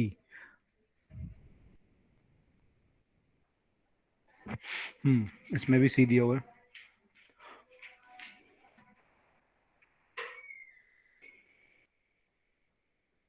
actually जो ये होगा ना म्यू आई म्यू जे जो होगा, this is the refractive index of J with respect to I, तो उसको mu J by I कर सकते हैं हम, समझ रहे हो? तो फिर इसको जो पूरे को हम लिख सकते हैं ऐसे, हम जब ये पूरा है 2 म्यू वाला, इसको क्या लिख सकते हैं इनटू ये है ना आपका, बिल्कुल। तो सब में हम ये कर सकते हैं, हम लिख सकते हैं इसको mu 1 by mu 2 into mu 2 by mu 3 into mu 3 by mu 4, तो ये कट जाएगा, ये कट जाएगा, तो म्यू 1 4 बचा है। तो ये अगर ऐसा दिया होता मुझे आंसर, ऑप्शन सॉरी, तो मैं ये मार देता, लेकिन ऐसा दिया नहीं हुआ, उल्टा दिया हुआ मुझे ये, तो ये अपन में आ जाएगा। अगर आप ये लिखोगे, इसको उल्टा करोगे तो ये ऐसे हो जाएगा 1 बाय म्यू 1 4, सेम चीज है, चाहे ऐसे लिखो चाहे ऐसे लिखो। तो इसको मैं लिख सकता हूँ म्यू 1 म्यू 4, कर सकता हूँ ये, यस सर। Yes sir. ठीक है। तो जो लोग मैथ्स पढ़ रहे होंगे उनको तो इजी है। इंटीग्रेशन पढ़ लिया आपने, property A to B plus B to C, yes sir. A to C होता है ना, यस। तो ऐसे ही हो रहा है यहाँ पे भी। अगर आप जैसे 2 से 1 किया आपने, फिर 3 से 2 किया, तो फिर यस सीधा 2 से, ऐसे ही हुआ है यहाँ पे।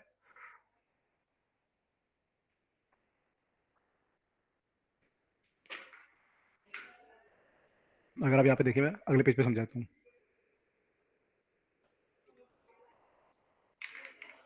अगर आपने ये लिया, मान लो mu 1 with respect to 2 into mu 2 with respect to 3 suppose, तो ये क्या आएगा आपका mu 1 with respect to 2 into mu 2 with respect to 3, तो ये करके क्या आ जाएगा म्यू 1 3 आ जाएगा, म्यू 1 विद रिस्पेक्ट टू 3। तो सीधा कहाँ से कहाँ तक आ गया ये, इनिशियल से और फाइनल तक आ गया ये। मैंने ऐसा हो गया ना, जो लोग इंटीग्रेशन पढ़ते हैं उनको पता होगा, ए टू बी इंटीग्रेशन होता है प्लस बी टू सी होता है, तो उसको डायरेक्ट करने देते हैं integration of A to C, direct A to C. तो ऐसे कुछ यहाँ पे हो रहा है कि 1 से 2 गए पहले, फिर 2 से 3 गए, तो सीधा 1 से 3 हो गया, यानी तो ये आ गया आपका आंसर। तो ये बात यस सर। ठीक है। तो हमें ध्यान ये रखना है बस कि जब ये आएगा हमारा ऐसा करके कुछ आई जे आएगा, तो उसको ऐसे लिखना है। रिफ्रैक्टिव इंडेक्स इसका होता है, बस ये ध्यान रखना है, इसका होता है, किसके रिस्पेक्ट में होता है, तो जो बचेगा उसके रिस्पेक्ट में होगा। ठीक है, clear? Yes sir. Okay. Question number this one 2, ये कह रहा है कि मोनोक्रोमेटिक, मोनोक्रोमेटिक मतलब क्या होता है? Single wavelength. हाँ, जिसमें एक ही वेवलेंथ हो या एक ही कलर हो। A monochromatic beam of light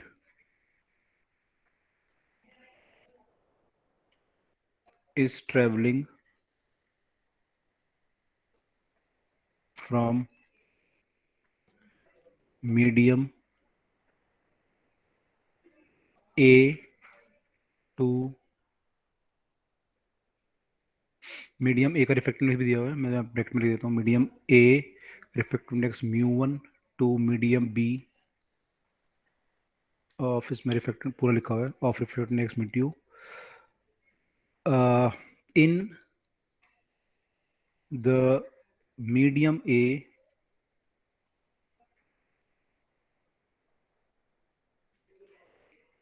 there are x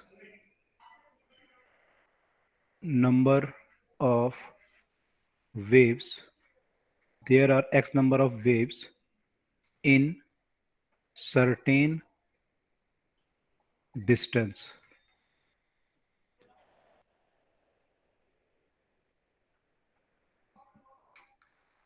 In the medium B,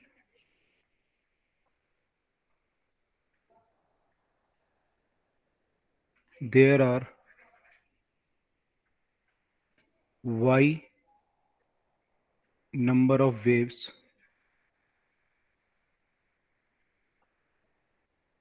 in the same distance.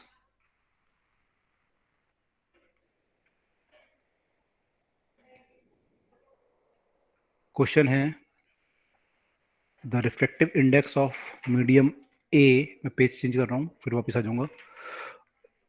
The refractive index of medium A with respect to B is A option y by x, B option x by y। क्या बोल रहे हो, पहला आ गया sir x upon Y आ रहा है। x upon y, D option.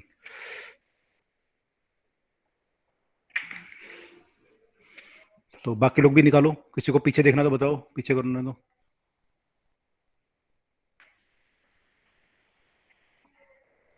Sir answer क्या है? आंसर क्या है, आंसर चेक कर लेते हैं। एक बार पीछे कर दीजिए। ओके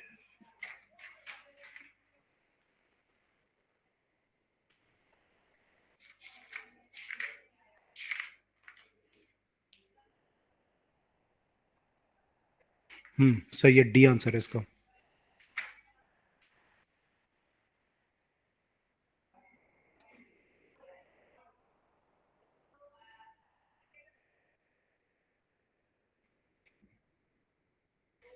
सर ऑप्शन बता दीजिए। Done। Done sir.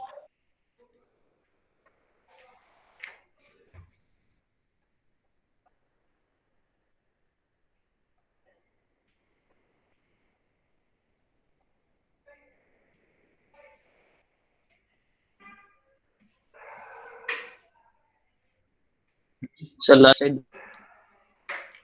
Last side देखनी है, दिखा दीजिए। हाँ ये वाली ना। सो हो गया, हो गया, अच्छा जी। लिख लिया मतलब। और किसी को देखना तो नहीं, आगे चले। बताओ आंसर सबका आ रहा है, डी आ रहा है। Yes sir. डिस्टेंस की बात कर रहा हूँ, सेम डिस्टेंस है तो वेवलेंथ आपकी चेंज हो जाएंगी दोनों में, तो वेवलेंथ निकाल लो दोनों में, फ्रीक्वेंसी तो सेम रहेगी। स्पीड के रेशो से वेवलेंथ का रेशो भी आ जाएगा। तो वेवलेंथ भी क्या आ रही है, वेवलेंथ अपन म्यू आ रहा होगा मेरे ख्याल से, इंडेक्स जब आ रहा होगा तो, है ना। तो वहां पे भी आपका जो स्पीड का रेशो होता है v1 बाय v2 वो अपॉन में होता है मान लो μ1 बाय μ2। आपको पता है वेलोसिटी जो होती है वो फ्रीक्वेंसी इनटू वेवलेंथ होती है, तो वी कैन से जो रेशो होता है वेवलेंथ का वो ये होता है। तो ऐसा कुछ सोच सकते हो, या तो सेम डिस्टेंस में कितनी वेव होंगी, तो डिस्टेंस मान लो सेम, मान लो x मान लो, तो x बाय लैम्डा 1 होंगी, ये आपका x दिया हुआ है मान लो, x मान लो कुछ, मान लो d मान लो, d बाय लैम्डा 1 ये होगा, d बाय लैम्डा 2 आपका y होगा, इनको डिवाइड कर लो तो ऐसे आ जाएगा x बाय y equal to lambda by 2 by lambda 1, और लैम्डा 2 बाय लैम्डा 1 आपका जो यहाँ से निकल के आ रहा था वो क्या आ रहा था, μ2 बाय μ1। एक मिनट रुको, तो μ1 बाय μ1 बाय μ2 आ रहा था ना। कुछ गड़बड़ किया क्या अपने यहाँ पे? v1 इज, सर उधर हमने लैम्डा 1 बाय लैम्डा 2 लिखा है, इधर लैम्डा 2 बाय लैम्डा 2। अच्छा अच्छा अच्छा अच्छा अच्छा, ओके ओके ओके। तो μ1 बाय μ2 आ गया, ठीक है। पूछा क्या था, पूछा था refractive index of with A with respect to B, तो सही है, हमने ये निकाल लिया। तो x बाय y हमारा आ गया डायरेक्ट आंसर। सर इसे ऐसे भी हो सकते हैं कि जितना ज़्यादा रिफ्रैक्टिव इंडेक्स होगा उतनी ज़्यादा पास वेव्स होंगी, तो एक गिवन रीजन में उतनी ज़्यादा वेव का नंबर होगा। तो हम कह सकते हैं कि refractive index is directly proportional to the number of waves. Correct, उससे डायरेक्ट हो जाएगा। बोल सकते हैं, बिल्कुल सही है, बोल सकते हैं।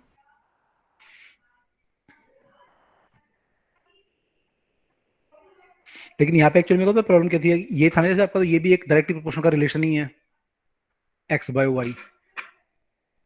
मतलब कैसा था कि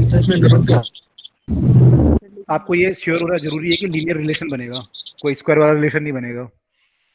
प्रोपोर्शन तो यहाँ भी आ रहा है कि अगर वो ज्यादा होगा तो वेवलेंथ ज्यादा होंगी।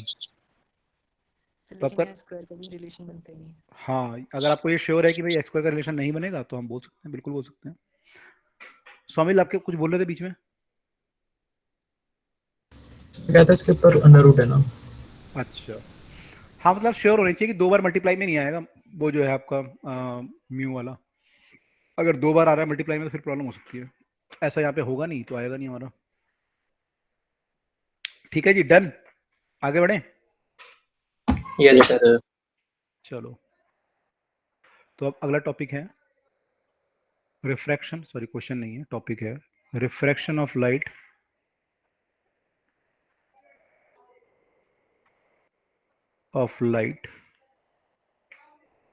Through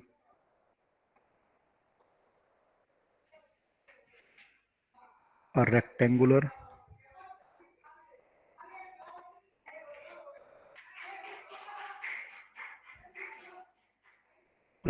glass slab। तो हम लोग बात कर रहे हैं रेक्टेंगुलर ग्लास स्लैब की, उससे जो रिफ्रैक्शन होता है तो लाइट का क्या होता है, मतलब कितना बेंड करती है। तो मान लो ये ग्लास स्लैब है, एक रेक्टेंगुलर है, मतलब दोनों सरफेस आपके, ये दोनों सरफेस आपके पैरेलल हैं। अब लाइट यहाँ से आ रही है, तो यहाँ पे जब गिरेगी तो किधर को बेंड करेगी, टुवर्ड द नॉर्मल या from the normal? Towards normal. Toward the normal. Towards. ठीक है, तो इसको टुवर्ड द नॉर्मल बेंड कर देते हैं। मान लो ये ऐसे बेंड कर गई, अब क्या करेगी? अवे। अवे। ठीक है, अगर ये एंगल सपोज आई है तो इसको हम आर बोल सकते हैं। अगर ये आर है तो ये वाला आर होगा फिर, और ये वाला फिर आई होगा, नहीं होगा? यस। है ना, अगर आप स्नेल्स लॉ लगाओगे यहाँ पे तो इससे ये प्रूव हो जाएगा कि ये आई है। यहाँ पे आप क्या लिखोगे, 1 into sine I equal to mu into sine r. और नीचे क्या लिखोगे आप लिखोगे ग्लास में चल रही है आपकी वो जो वेव है, तो आप लिखोगे mu into sine r equal to 1 into sine i dash. मान लो ये आई अगर ना हो आई डैश मानोगे आप। अब यहाँ दोनों ये साइड बराबर है, अगर ये बराबर है तो ये आई और आई डैश बराबर होना चाहिए, यानी ये फाइनली निकल के आ गया कि ये एंगल आपका आई होगा। तो यानी हम क्या बोल सकते हैं कि जो रे आई थी और जो रे निकली है दोनों क्या है आपस में, पैरेलल है, नहीं है? पैरेलल। Yes sir. पैरेलल है दोनों, है ना, लेकिन दोनों एक लाइन पे नहीं है। अगर मैं इसको आगे एक्सटेंड करूं तो यू कैन सी दैट कि ये रे जो है एक लाइन में नहीं है, आपकी रे थोड़ा सा जो है अपने पाथ से डेविएट हो गई है, या मैं बोलूँ शिफ्ट हो गई है। डेविएट हम यूजुअली एंगल के केस में बोलते हैं, यहाँ पे हम बोलेंगे कि लाइट शिफ्ट हो गई है, तो इसको हम बोलते हैं कि ये इसमें एक लेटरल शिफ्ट आ गया है। ठीक है, तो इट्स अ लेटरल शिफ्ट। तो हमें वैल्यू निकालनी पड़ती है कि लेटरल शिफ्ट जो हुआ है कितनी वैल्यू है। तो अब हम वैल्यू निकालने की कोशिश करते हैं कि लेटरल शिफ्ट की वैल्यू कितनी आएगी। ठीक है, तो वैसे क्यों आ रहा है लेटरल शिफ्ट? इसीलिए आ रहा है क्योंकि आपकी जो रे आई वो पहले टुवर्ड द नॉर्मल बेंड करी तो यहाँ टकराएगी। अगर मान लो ऐसे सीधी आती तो यहाँ टकराती ना, फिर तो वहां तो टकराएगी नहीं, Yes. यहाँ टकराएगी, इसलिए लेटर शिफ्ट आ रहा है। और फिर वो दोबारा पैरेलल हो गई, ऐसा भी नहीं हुआ कि बेंट हो गई, तो पैरेलल तो जा ही रही है, तो इसलिए लेटरल शिफ्ट होना यहाँ पे अनिवार्य है, आवश्यक है। तो उसको बोलते हैं लेटरल शिफ्ट या फिर लेटरल डिस्प्लेसमेंट भी बोलते हैं।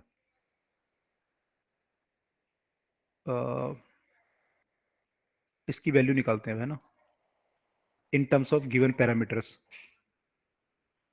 गिवन पैरामीटर में हमें टी भी दिया रहता है, ग्लास स्लैब की जो थिकनेस होती है वो दी रहती है हमें। ग्लास स्लैब का रिफ्रैक्टिव इंडेक्स हमें पता होता है कि ग्लास स्लैब का रिफ्रैक्टिव इंडेक्स कितना है, वो हमें पता होता है। और इसके टर्म में हमें साइन मान लो आई पता है, हमें आर पता है, तो उसके टर्म में हमें निकालना होता है कि कितना शिफ्ट होगा। ठीक है, तो आई पता है, आर पता है। वैसे भी अगर आई पता है आपको तो म्यू से आप साइन आर भी निकाल ही सकते हो, तो वहां से आर निकल सकता है। तो उसके टर्म में अगर हम निकालने की कोशिश करते हैं इसको तो कितना लेटर शिफ्ट होता है ना।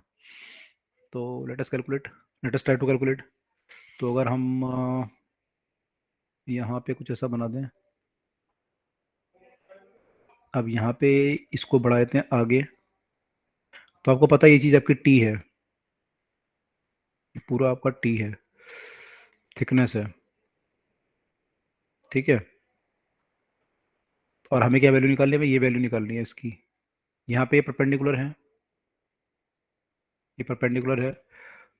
तो अब एक क्या करना है एक्चुअली, देखो ये चीज़ जो है आपकी लिटरल शिफ्ट है, ये हमें निकालनी है। मान लो डेल्टा मान लेते हैं इसे, तो हमें डेल्टा निकालना है। तो इस ट्राइंगल में अगर हम डेल्टा और इसमें कोई रिलेशन निकाल लें, ठीक है, साइन आई साइन आर जो भी आएगा, फिर हम क्या करेंगे, इस वाले ट्राइंगल को ले लेंगे, राइट एंगल ट्राइंगल को, उसमें हम इसमें और इसमें रिलेशन निकाल लेंगे।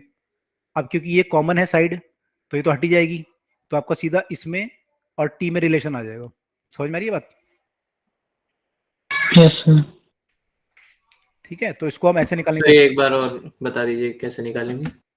मैं कह रहा हूँ कि जब भाई हमारा जो ऐसे बन रहा है डायग्राम ना, ये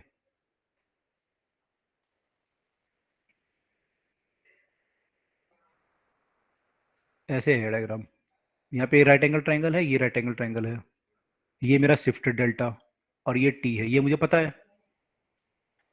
तो मैं क्या कह रहा हूँ कि जब इस ट्राइंगल में, राइट एंगल ट्राइंगल में, मैं इसमें और इसमें रिलेशन निकालता हूँ, इस वाली साइड में कोई जो भी बनेगा, साइन कॉस टेन जो भी बनेगा, है ना। फिर क्या करूंगा मैं, फिर मैं ये वाला ट्राइंगल ले लूंगा, उसमें मैं इस वाली साइड में और टी में रिलेशन निकाल लूंगा जो भी बनेगा, साइन कॉस टेन। फिर ये वाली साइड दोनों में कॉमन है, जब मैंने इस ट्राइंगल में रिलेशन बनाया, इसमें बनाया, तो इसको हटा दूंगा, यस सर, तो सीधा मेरा डेल्टा और टी में रिलेशन आ जाएगा। Yes sir, clear. क्लियर है? तो ट्राई करते हैं हम लोग कि इनमें रिलेशन बताते हैं, डेल्टा और ये जो हमारे जो भी ए और बी पॉइंट मान लेते हैं जहाँ पे ये टकराई है, तो मान लो ये ए बी है, ये ए है, ये बी है, इसको सी मान लेते हैं। तो ए बी जो रे है, इसकी लेंथ अगर हम देखें, उसमें रिलेशन और डेल्टा में क्या रिलेशन आएगा, कुछ निकाल सकते हैं हम लोग। ये एंगल हमारा, हमें ये एंगल पता है, ये हमारा एंगल आर है, तो क्या लिख सकते हैं, टेन थीटा। नहीं, टेन नहीं आएगा, परपेंडिकुलर पता है हमें और ये पता है हाइपोटेन्यूज, तो साइन आ जाएगा। कह रहा है right, sine r equal to perpendicular by hypotenuse delta by A B. कहना राइट? ठीक है, कोई डाउट?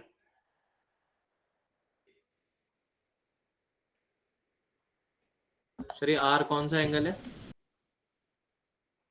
अच्छा, यहाँ पे मैंने इसमें? गलत कर दिया, गलत कर दिया, रुको, आर ये नहीं होगा ना। सही कर लेते हैं, सही कर लेते हैं। देखो ये आई है अगर, तो ये पूरे का पूरा एंगल आई होगा, इतना आई होगा, ठीक है। और ये जो होगा एंगल हमारा, ये आर होगा, ठीक है। आई माइनस आर ले सकते हैं। तो ये वाला एंगल हमारा आई माइनस आर होगा।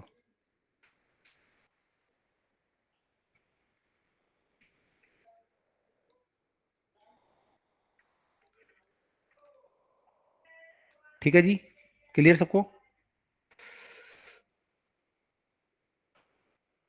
अब मैं पूरा लिख रहा है यहाँ पे कि in triangle A B C this this this, तो आप देख लेना खुद, मैं फटाफट लिख रहा हूँ। यहाँ पे साइन आई माइनस आर इतना होगा। किसी को डाउट, किसी को, या क्लियर है सबको? क्लियर है सर। ठीक है, अब इस वाले ट्राइंगल में देख लें हम, ए बी सी ट्राइंगल अगर देखें, तो यहाँ पे हमें क्या चाहिए, टी और इसमें रिलेशन, और हमें एंगल कौन सा पता है, ये एंगल आर है। तो इसके लिए क्या हो गया, बेस हो गया और हाइपोटेनियस हो गया मेरे ख्याल से। तो कॉस ले लेते हैं अब, तो कॉस आर इक्वल टू क्या होता है, base upon hypotenuse, T by A B. ठीक है जी, तो ए बी का वैल्यू यहाँ से निकाल लेते हैं, या वन बाई ए बी का वैल्यू पुट कर लो। वन बाई ए बी कितना हो जाएगा, साइन आई माइनस आर। अगर यहाँ से वन बाई ए बी का वैल्यू निकालूं मैं, तो क्या आ रहा है, sine I minus R upon delta. Sir ये टी बाय ए बी कैसे आ गया? भाई ये वाला triangle okay sir, okay sir, okay sir. है ना, ये बेस है और ये हाइपोटेनियस है। अब मैं वन बाई ए बी की वैल्यू पुट करता हूँ यहाँ पे, तो ये आ जाएगा T into one by A B, हमारा आ जाएगा sine I minus R by delta. कोई डाउट यहाँ पे? No sir. नो, तो हमारा टी हो गया साइन आई माइनस आर, और उस तरफ क्या रखा था हमारा, कॉस रखा था कुछ। ओहो, कॉस आर, तो ये कॉस आर अपन में चला जाएगा। मैंने क्या किया, डेल्टा को मैं लेफ्ट हैंड साइड पे ले गया, डेल्टा को मैं लेफ्ट हैंड साइड पे ले गया और कॉस आर को नीचे ले आया। आई थिंक ये सबको क्लियर हो रहा होगा। एक बार खुद करके देख लेना इसको, नहीं तो फंस जाओगे बोर्ड में आगे तो।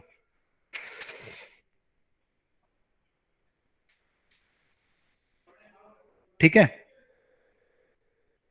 Yes sir. तो किताबों में जो फॉर्मूला लिखा हुआ है इतना ही लिखा हुआ है। अगर आप चाहो तो जो मैथ्स वाले हैं, जिनको मैथ्स में इंटरेस्ट है आगे खोलने का ब्रैकेट, तो ब्रैकेट खोल सकते हैं। Sine I cos R minus cos I sine R, cos R से कॉस आर कट जाएगा, तो वो सब भी कर सकते हैं। पहले किताब निकाल- है ना किताबों में, लेकिन यूजुअली ऐसे लिखा हुआ है। पूरा लिख देता हूँ मैं, sorry. Delta equal to T sine I minus R upon cos R. Mu की टर्म में लिखना चाहो तो म्यू की टर्म में भी लिख सकते हो, कुछ किताबों ने म्यू की टर्म में भी लिख दिया आगे, तो वो भी सब हो सकता है यहाँ पे काम। ठीक, क्लियर?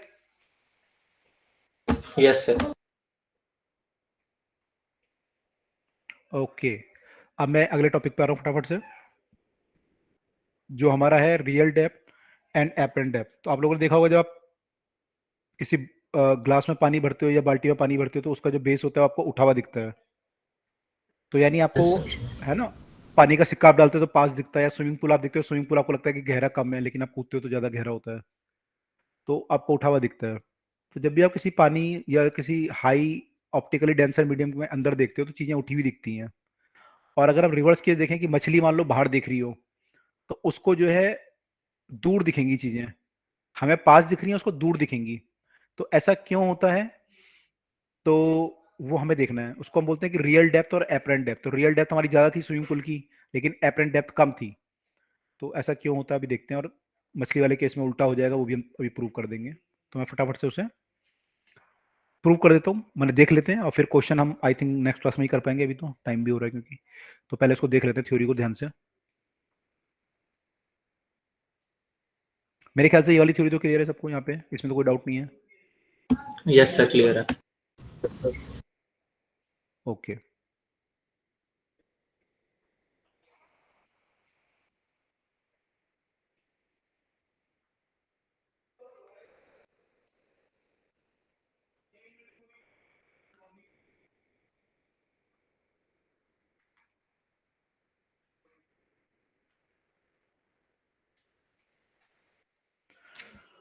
तो देखो भाई क्या होता है,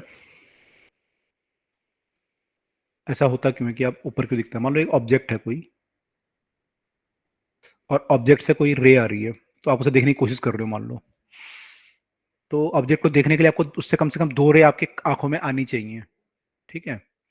तो मान लो मैं एक रे इजी बनाने के लिए, मैं एक रे को तो नॉर्मल मान लेता हूँ कि नॉर्मल जा रही है, तो ये आपकी आंखों में पहुंच गई सीधा, इसमें तो कोई फर्क नहीं पड़ेगा रिफ्रैक्टिव इंडेक्स से। लेकिन जो दूसरी रे होगी, मान लो किसी भी एंगल पे आप बनाओगे, मान लो आपने ऐसे बनाई किसी एंगल पे, लेट मी मेक सम बिगर एंगल ताकि आपको डायग्राम क्लियर हो। मान लो मैंने वो रे ऐसे बनाई, और ये भी आपकी आंख की तरफ जा रही थी, तो ये रे जब यहाँ पे पहुंचेगी तो क्या होगा, किधर को बेंड कर जाएगी, ये पानी से आ रही है आपकी तरफ को, तो डेंसर टू रेयर आ रही है, away away from the normal bend कर जाएगी, तो ये रे कुछ ऐसा हो जाएगी, ठीक है। अब हम ये मान के चल रहे हैं कि आपकी आंख इतनी बड़ी है कि वो दोनों रे को कैप्चर कर पा रही है, या फिर मान लो आंख बड़ी नहीं है तो मैं रे यहाँ बना दूंगा, लेकिन वो डायग्राम बहुत कॉम्प्लेक्स सा हो जाएगा, इसलिए मैंने डायग्राम को थोड़ा खुल के बना दिया। तो आप ये मत मानना कि दोनों रे कैसे आएंगी आंखों में, दोनों रे आंखों में आ रही हैं, ठीक है। अच्छा, अब जो रे आ रही हैं आंखों में वो यहाँ से आ रही हैं, तो ऑब्जेक्ट कहाँ पे दिखेगा, इसको आंख को क्या दिखेगा कि ऑब्जेक्ट, ये रे कहाँ से आ रही है, ये रे यहाँ से आ रही है। तो जो आंखों को दिखेगा कि जो रे आ रही हैं दोनों की दोनों, वो जो है कहाँ से आ रही हैं, इस पॉइंट से आ रही हैं। पॉइंट कहाँ पे था एक्चुअली, ओ पे था, लेकिन दिखेगा कहाँ पे, उसकी इमेज यहाँ पे दिख रही है, ऊपर दिख रही है इससे। तो हम इसके को क्या बोलेंगे कि जो इमेज है वो क्या हो गई, शिफ्ट हो गई ऊपर की तरफ को। इमेज जो है हमारी, जो डेप्थ है वो कम हो गई, यहाँ पे शिफ्ट हो गई। और इस बार जो शिफ्ट होगा, पिछली बार ने क्या बोला था उसको, लेटरल शिफ्ट बोला था, है ना, लेटरल शिफ्ट। यस सर इस बार हम बोलेंगे इसे नॉर्मल शिफ्ट, क्योंकि ये ऊपर की तरफ को हुई है, मतलब पैरेलल नहीं हुई लेकिन ऊपर अपनी जगह से ऊपर आ गई थोड़ा सा, उसको बोलेंगे नॉर्मल शिफ्ट या शिफ्ट बोलते हैं। तो अगर हम देखें इसकी डेप्थ मान लो डी थी, this is the depth, this is the real depth, मान लो पॉइंट ए है, तो AO is the real depth, AI is the apparent depth,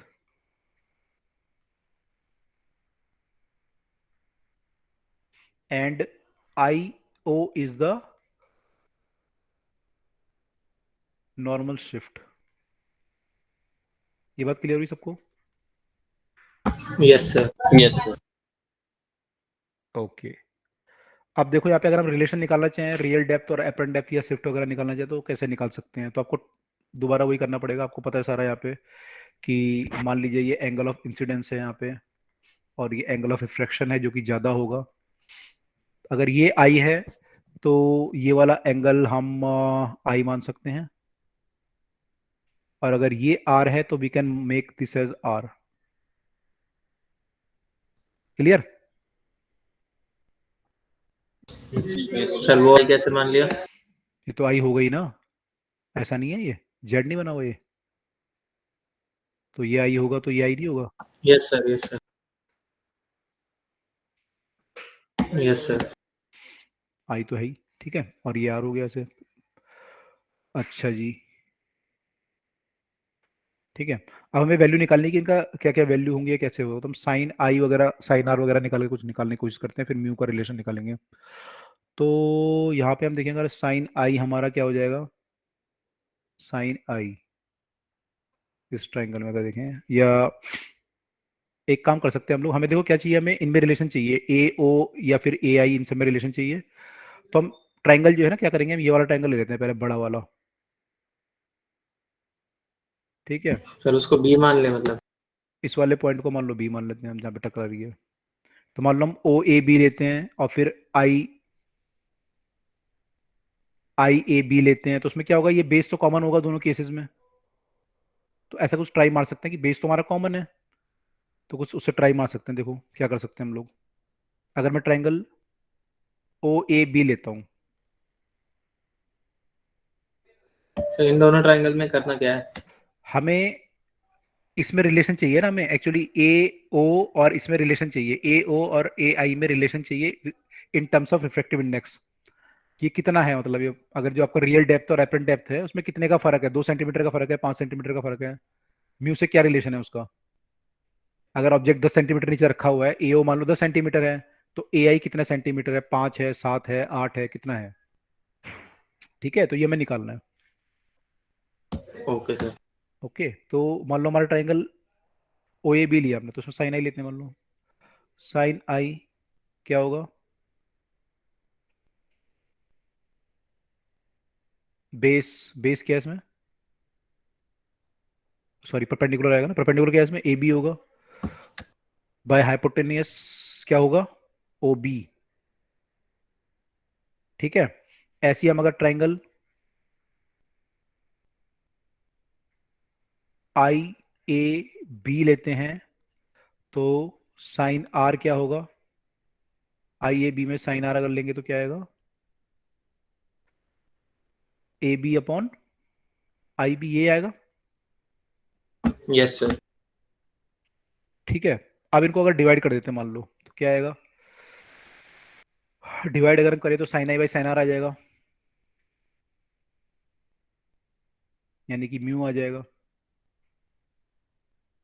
कितना आ जाएगा, sine I by sine R, A B by O B divide by A B by I B, A B से A B cut sir जाएगा, I B by O B, I B by O B आ गया, I B by O B. तो हमें तो relation basically ए आई उसमें चाहिए था, लेकिन ये आ गया अभी, ठीक है। तो म्यू हमारा ये आ गया। इतना क्लियर है किसी को, यहाँ तक डाउट तो नहीं है? No sir, no sir. Doubt नहीं।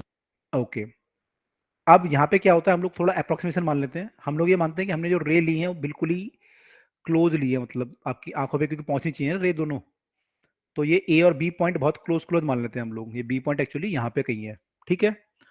अगर ये पॉइंट यहाँ पे Yes. कहीं है तो ये जो हमारा आई बी बना था वो आई बी ऐसे बनेगा अब। तो आई बी लगभग किसके बराबर होगा, ए आई के बराबर मान सकते हो आप, ए आई के बराबर आई बी को मान सकते हैं, यस सर। यस। ठीक है। ऐसी हम ओ बी को ओ ए के बराबर मान सकते हैं, ओ बी को ओ ए के बराबर, यस सर। Yes sir. मान सकते हैं, है ना। तो ये हम अप्रोक्सीमेशन कर लेते हैं। तो एज बी इज साइन को 10 मान लेते हैं। वेरी क्लोज, या फिर वो कर लेते हैं, हाँ वो भी कर सकते हो, साइन को 10 मान लो। B is very close to A, this implies that क्या हो जाएगा कि OB is approximately OA and दूसरा क्या था हमारा, IB आया था, IB is approximately IA, IB is IA, this implies that mu equal to क्या आया था हमारा, IB by OB, IB को हमने मान लिया है IA और OB को मान लिया है OA, IB by OA। अब IB क्या था एक्चुअली, IB was कौन सी डेप्थ थी, IB, ये जो IA आया, सॉरी क्या डेप्थ है ये, apparent of एपरेंट, कम वाली है ना, एपरेंट डेप्थ कम हो जाएगी इसके इसमें। ओहो,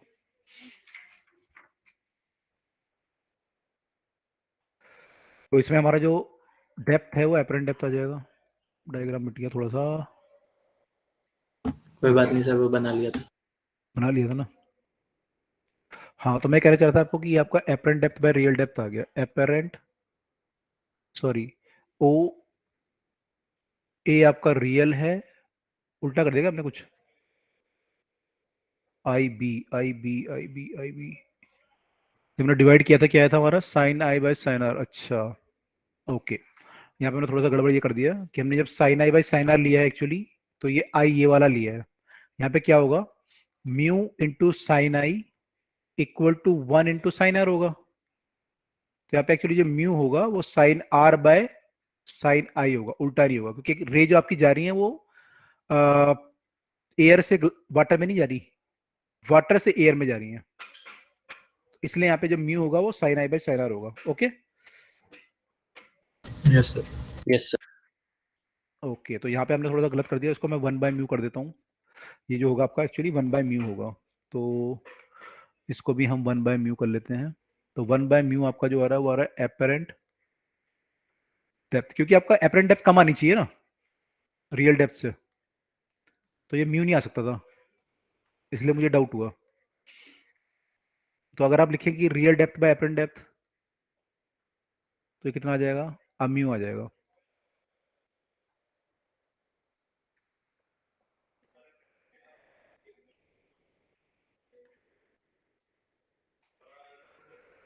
तो आपकी जो डेप्थ है वो म्यू आ जाएगी, real depth by apparent depth mu आ जाएगी। ये क्लियर हुआ सबको? Yes sir. ओके, तो अगर मान लो कोई ऑब्जेक्ट पानी में, पानी का म्यू मान लो कितना होता है, 4/3 होता है। पानी में अगर मान लो कोई 12 सेंटीमीटर नीचे है, तो उसकी डेप्थ क्या दिखाई देगी आपको, एपरेंट डेप्थ कितनी दिखाई देगी?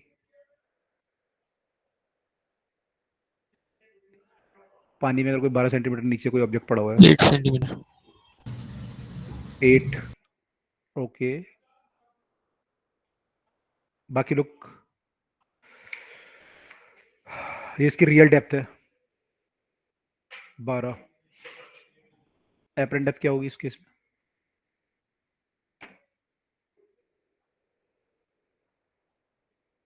ट्वेल्व बाय 4/3 आ रहा होगा। Yes sir. 9 आ रहा होगा, मैंने 9 सेंटीमीटर आ रहा है शायद, यस सर। yes sir है ना, 9 सेंटीमीटर आएगी। तो उसकी डेप्थ कितनी आई, 12 की जगह पे 9 आ गई एपरेंट, ठीक है। Yes sir.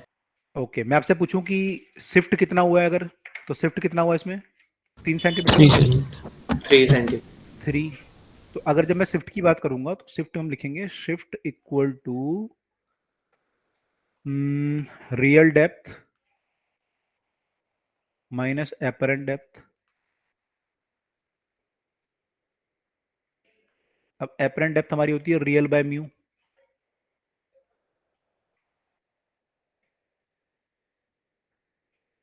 ऐसा कुछ हो जाएगा, माइनस म्यू। तो ये आपका जो आएगा बेसिकली क्या आ जाएगा, रियल डेप्थ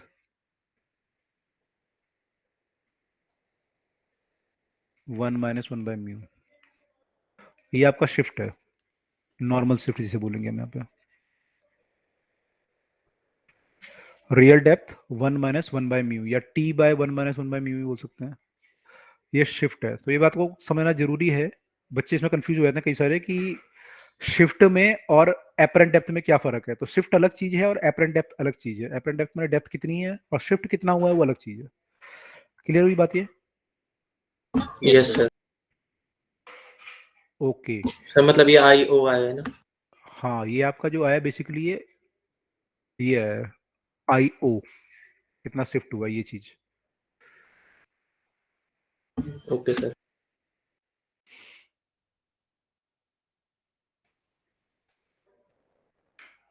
क्लियर हुई बात ये? Yes sir. अच्छा, मैं एक दो पॉइंट फटाफट से बता रहा हूँ 1 मिनट में, वो सुन लो, फिर क्लास क्लोज कर रहे हैं। यहाँ तक किसी को डाउट है पहले तो बताओ। नो? No sir. ओके, मान लो ये उल्टा केस होता, पक्षी बाहर होता और मछली अंदर से देख रही होती उसे, तो जो पक्षी की लाइट आएगी एक तो सीधी आएगी और एक लाइट ऐसे आएगी मान लो। अब ये लाइट क्या होगी, यहाँ पे किधर को बेंड करेगी? towards the ये टूवर्ड द नॉर्मल ऐसे बेंड करेगी। तो ये कहाँ से आती दिखाई देगी? इसे यहाँ से ऊपर से। ऊपर से आती दिखाई देगी। तो अब क्या हो जाएगा इस केस में, मान लो ये रिफ्लेक्टेड इंडेक्स म्यू है और ये 1 है, तो इसका हाइट मान लो h थी, तो इसको हाइट कितनी दिखाई देगी अब इसकी? DH mu h। ठीक है, जब उल्टा केस होता है, अच्छी इसकी डेप्थ मान लो d है, तो इसको डेप्थ कितनी दिखाई देगी? D by new. Nearby D.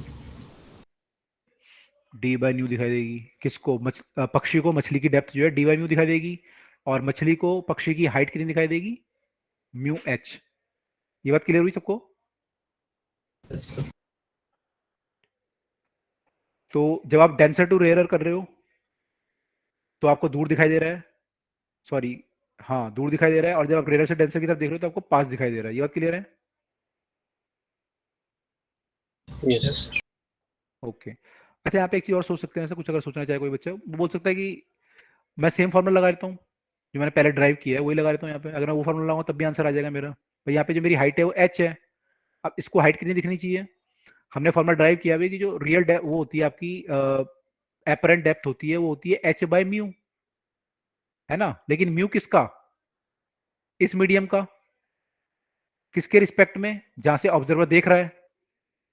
ऐसे किया था ना ड्राइव पीछे, मैंने अभी ड्राइव किया था। तो भाई यहाँ से हमने इसका म्यू लिया इसके रिस्पेक्ट में। भाई एक चीज तो ये हो सकती है यहाँ पे कि भाई ये जो म्यू है, ये मान लो म्यू 1 हो, ये म्यू 2 हो, तो यहाँ पे आप क्या लोगे म्यू की जगह पे? जो मैंने तो ड्राइव किया तो मैंने म्यू लिखता केवल, मैंने केवल म्यू लिखा है यहाँ पे। लेकिन मान लो म्यू 1 म्यू 2 होगा तो क्या लिखोगे? मान लो ये म्यू 1 है और ये म्यू 2 है, तो क्या लिखोगे? ये 1 है और ये 2 है मान लो, तो यहाँ पे म्यू की जगह क्या आ जाएगा? म्यू 2 बाय म्यू 1 आएगा। Refractive index of medium 2 with respect to 1, yes sir. ये लिखोगे ना यहाँ पे। Yes sir. तो आपने वही लिया है, आपने refractive index of 2 with respect to 1 लिया है। अब यहाँ पे जब केस आया तो यहाँ पे आप जो म्यू लिखोगे किसका लिखोगे रिफ्रैक्टिव इंडेक्स? जैसे आपने यहाँ पे लिया तो यहाँ पे किसका लिया आपने? यहाँ पे आपने लिया 2 1, मतलब जहाँ पे जो देख रहा है उसका इंडेक्स लिया आपने, जो देख रहा है आदमी उसका लिया ना refractive index with respect to उसके, सॉरी जहाँ देख रहा नहीं, जहाँ पे ऑब्जेक्ट रखा हुआ है उसका लिया आपने ऑब्जर्वर। ऑब्जर्वर के रिस्पेक्ट में। तो यहाँ पे अगर जहाँ पे ये रखा हुआ है ऑब्जेक्ट, उसका रिफ्रैक्टिव इंडेक्स कितना होगा ऑब्जर्वर के रिस्पेक्ट में? 1 बाय म्यू होगा, नहीं होगा? ऑब्जर्वर यहाँ पे और ऑब्जेक्ट यहाँ पे रखा हुआ है, तो इस केस में सॉरी उल्टा कर दिया मैंने, ये ऑब्जेक्ट रखा हुआ है, हम यहाँ पे पक्षी को देख रहे हैं ना, और ये ऑब्जर्वर है।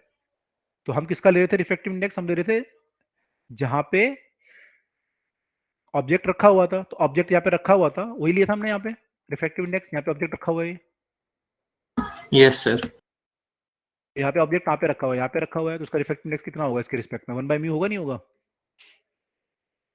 तो डिस्टेंस म्यू एच आ जाएगा। तो बात वही है, लेकिन हम इतना कॉम्प्लेक्स नहीं जाते यूजुअली। हम लोग बस ये ध्यान रखते हैं, आपको ये ध्यान रखना क्वेश्चंस में, कि जब आप डेंसर से देखोगे रेयर की तरफ तो म्यू एच हो जाएगा, म्यू टाइम्स मल्टीप्लाई हो जाएगा, और जब आप रेयर से डेंसर की तरफ देखोगे तो म्यू से डिवाइड हो जाएगा। ठीक है, क्लियर? कम हो जाएगा डिस्टेंस। Yes sir. चलो ठीक है, तो इसको हम अगली क्लास में और डिस्कस करेंगे। फिर अब क्वेश्चंस इसके देखेंगे, अच्छे क्वेश्चन है इसके, वो करेंगे और अगली क्लास में कंटिन्यू करेंगे फिर। ठीक है, चलो यहाँ पे स्टॉप कर रहे हैं क्लास को।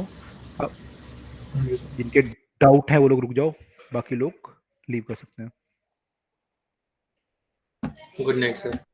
Good night. डीपीवी में बताओ। एसएचएम वाले में यस सर। कितने डाउट हैं आपके? ज़्यादा हैं आज क्या कम है? सर कुछ तो ऐसे क्वेश्चन है जो हुए नहीं और कुछ में छोटे मोटे डाउट हैं। ओके, आप ऐसा करो, मेरे को ना टेलीग्राम पे भेज दो, क्योंकि एक्चुअली मैं थोड़ा सा सॉल्व कर लूँ पहले। सॉल्व इन द सेंस कि मतलब एक्चुअली अभी एक मीटिंग है मेरी, तो मैं कुछ आपको अभी बता दूंगा। कल हमारी वैसे भी कल क्लास होने वाली है, तो कल मैं रुक जाऊंगा आराम से, तो कल हम आराम से डिस्कस कर लेंगे फिर। Yes sir, okay. ऐसे कर लेते हैं। आप अभी टेलीग्राम में जो आपका ग्रुप बना हुआ है उसमें आप शेयर करते रहो, मैं आपको बताता रहूंगा जो जो होते रहेंगे, फिर जो बच जाएंगे हम कल डिस्कस कर लेंगे। ऐसे कर लेते हैं ना? विषय तो कल ही बता दीजिएगा।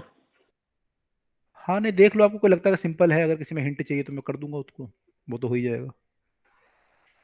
विषय ठीक तो है मेरे को निकालने पड़ेंगे ना, कल दे दूंगा आपको।